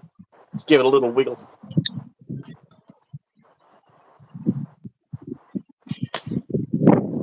Smoke that one. Actually, I should probably check my phone too. Wow, I still got 30%. That's amazing.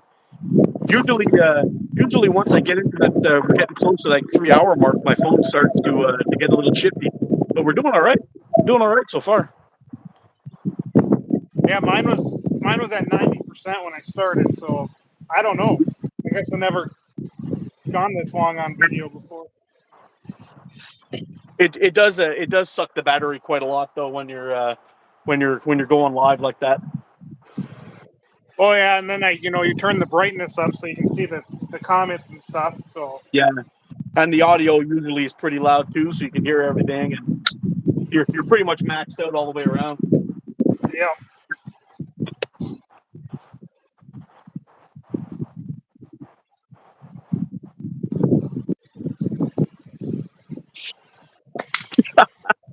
It's been a while since I blew my wad at Omega. You guys must be struggling.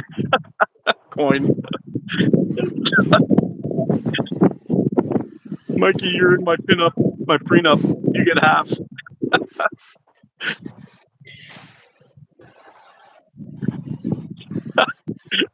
Oh man, come on, Coin. We had to eat ramen all month just to get by.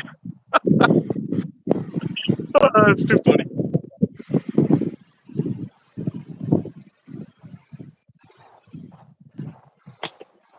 One man's ramen is another man's craft dinner, my friends. Let me tell you.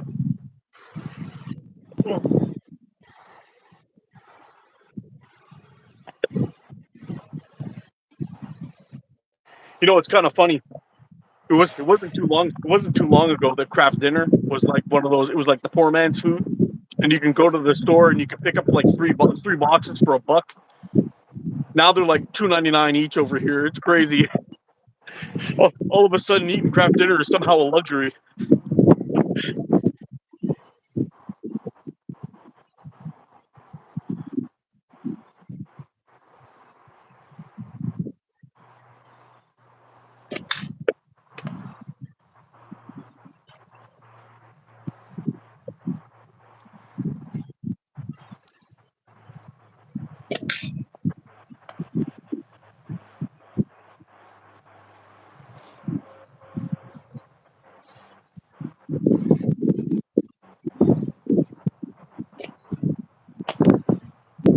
Hey, Chad, are you a leather pouch guy or a microfiber guy? Um, microfiber. Yeah, But I do like. I mean, I like the leather ones. I like the thicker leather ones as well. yeah. I was shooting rue leather pouches for the longest time, but I started kind of messing with some microfiber ones, and I think the Omega Slings one and the Celtic Caddy ones are probably two of my favorite microfiber pouches that I've tried. Like I really like them. Yeah. I might even slowly be drifting that way, honestly.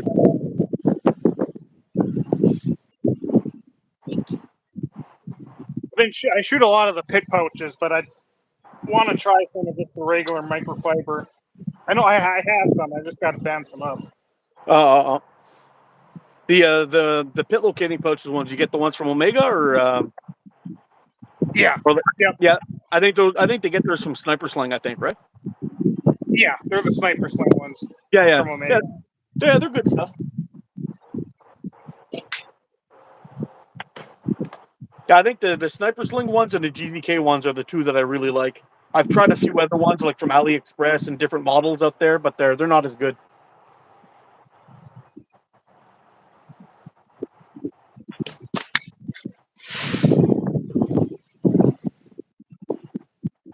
I shot the simple shot small microfiber. I shot that. That's what I shot for like 2 years. I know Simple Shot had these little black ones, these little black pit locating pouches I tried one time. I don't even know if they still sell them or not, but I had a hard time with them.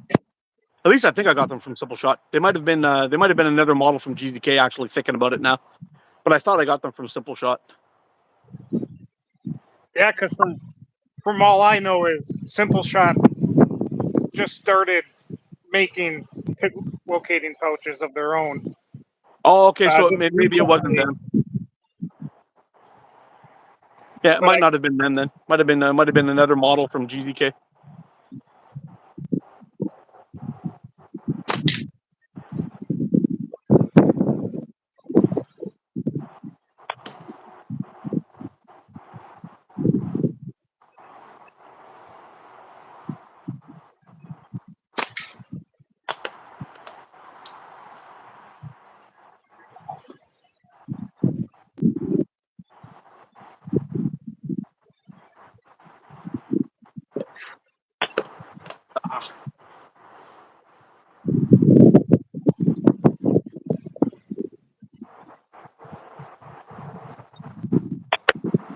Yeah, my hand's starting to get a little slimy. I can feel my frame wiggling on me a little bit. First time that's ever happened with the Aries, that is.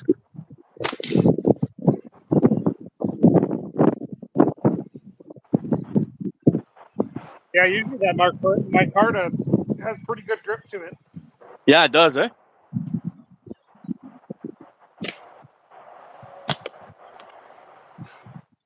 Yeah, I'm kind of interested in seeing what it's going to be like when I get that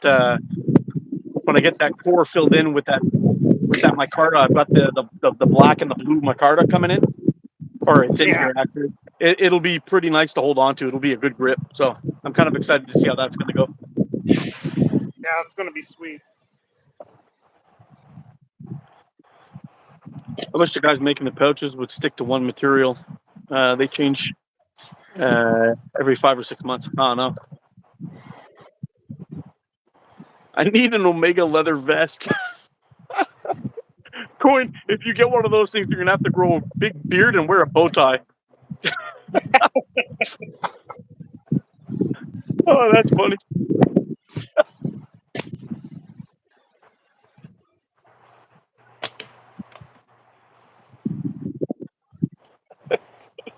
Oh man. Yeah. You'd have to model that thing off with Right Said Fred, I'm Too Sexy playing in the background, walking a runway. That would be fantastic. Coin is a model, you know what I mean? Oh man.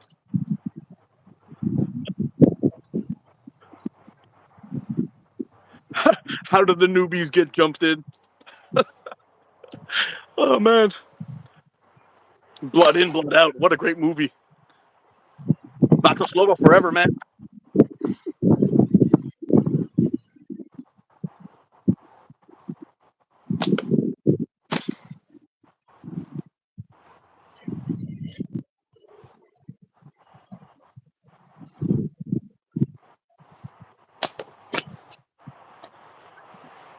Man, I must be like at least 200 shots in today.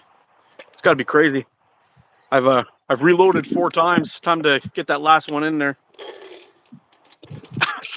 For sure. Oh, this chat's gone batshit crazy. I'm telling you. Hey, don't eat that, you. Nope, Penny. Nope. Don't touch. Thank you, buddy. Thank you, buddy.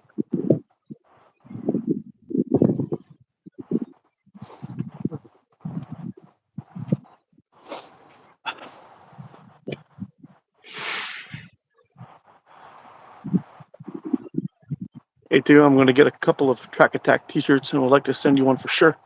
Oh, cool. I want to check in if it's okay with you. I wish I could order more, but money is tight.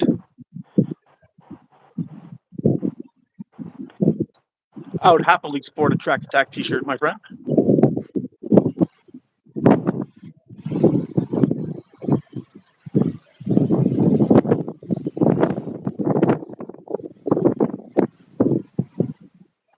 Good one, Mikey has one already. Oh boy.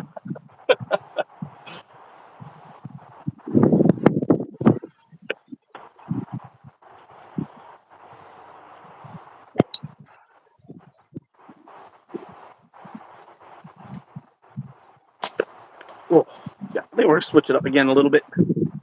Just for fun. Let's bust out this Rougarou again.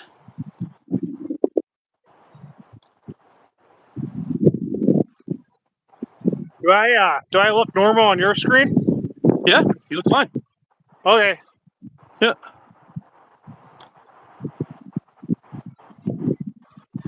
Yeah, I just can't see nothing. It's like super dark. Yeah.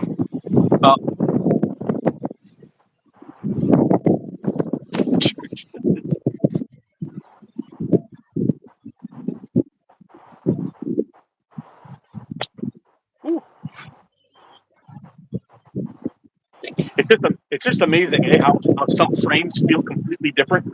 Like shooting the Rougarou and then coming from the Aries, it's like night and day. And they're both 90mm fork widths. You know, it's strange. Oh, it's crazy. Completely different. It's like I can shoot, whatever 90, and it'll be. And they all shoot a little different, but you get used to it. Yeah. And then I'll go into my Spitfire, and it's like, it's a third hand. It just fits right in. Yeah. It's like meant to be. It's nice. It's nice when you find one. I shot a pickle fork for an hour one day, about a week or two ago. First time shooting one, this and that. I went back to a 90. Oh my God, was it like shooting a field goal post? Oh, really? Eh? Yeah. No joke. I find shooting a pickle and then going back to a standard frame though, it messes up my shooting for like a good 20 shots, 20, 30 Oh yeah. shots to get dialed back in.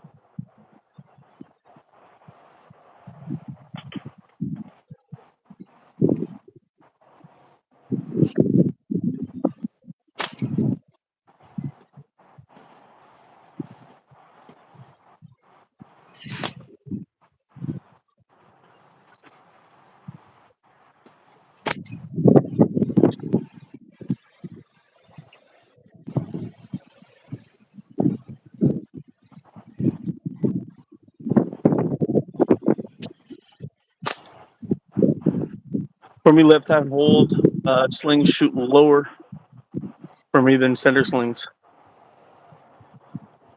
Oh, I know what you mean. Okay. Yeah, for me too. We call them long thumb or asymmetrical frames. These do tend to shoot a little bit lower for some reason than centered frames, but that's okay. Just takes me a couple of seconds to get it dialed in a little.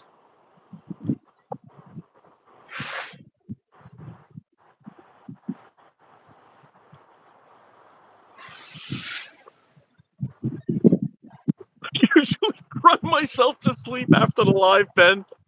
Oh man. Oh, Coin, I got to get you on a live one of these days, buddy.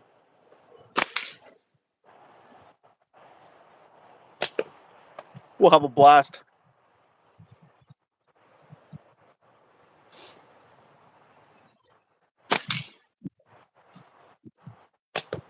I'll have my people call your people. We'll work it out.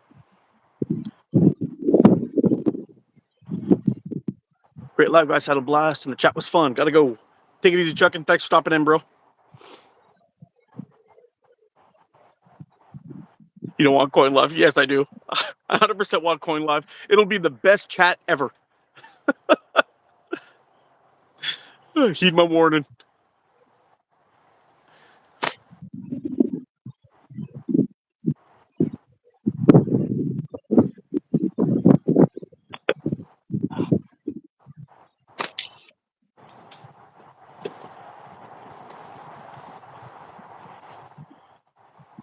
I've got to get that.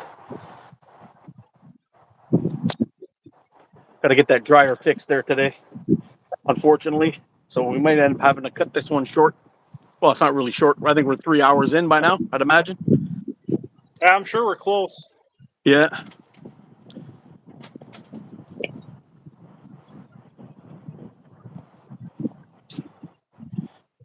Yeah, Coin. I'll shoot you a message at some point soon. We'll see if we can get something going. Maybe during the week after work, or even on a Sunday morning chat. If you wanted to do that, we could do that. It'll be a lot of fun. We'll figure it out.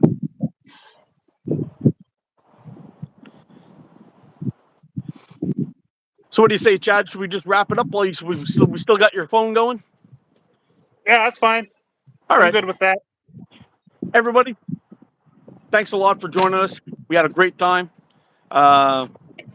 Man, awesome chat, awesome people, and I don't know, had a great time, Chad. Thanks a lot for joining us. I don't know if you want to say anything to the people over here. No, just thanks, Mark, for having me. Everyone in the comments that's still there, thanks for dropping in and hanging out. Everyone Thanks for enjoy joining us, your guys. weekend. You guys take care, stay safe, get out practice, be good to each other. I'll see you again soon. I love you guys, freaking awesome, and I absolutely mean that. Bye for now. Ciao, Chad. Take it easy.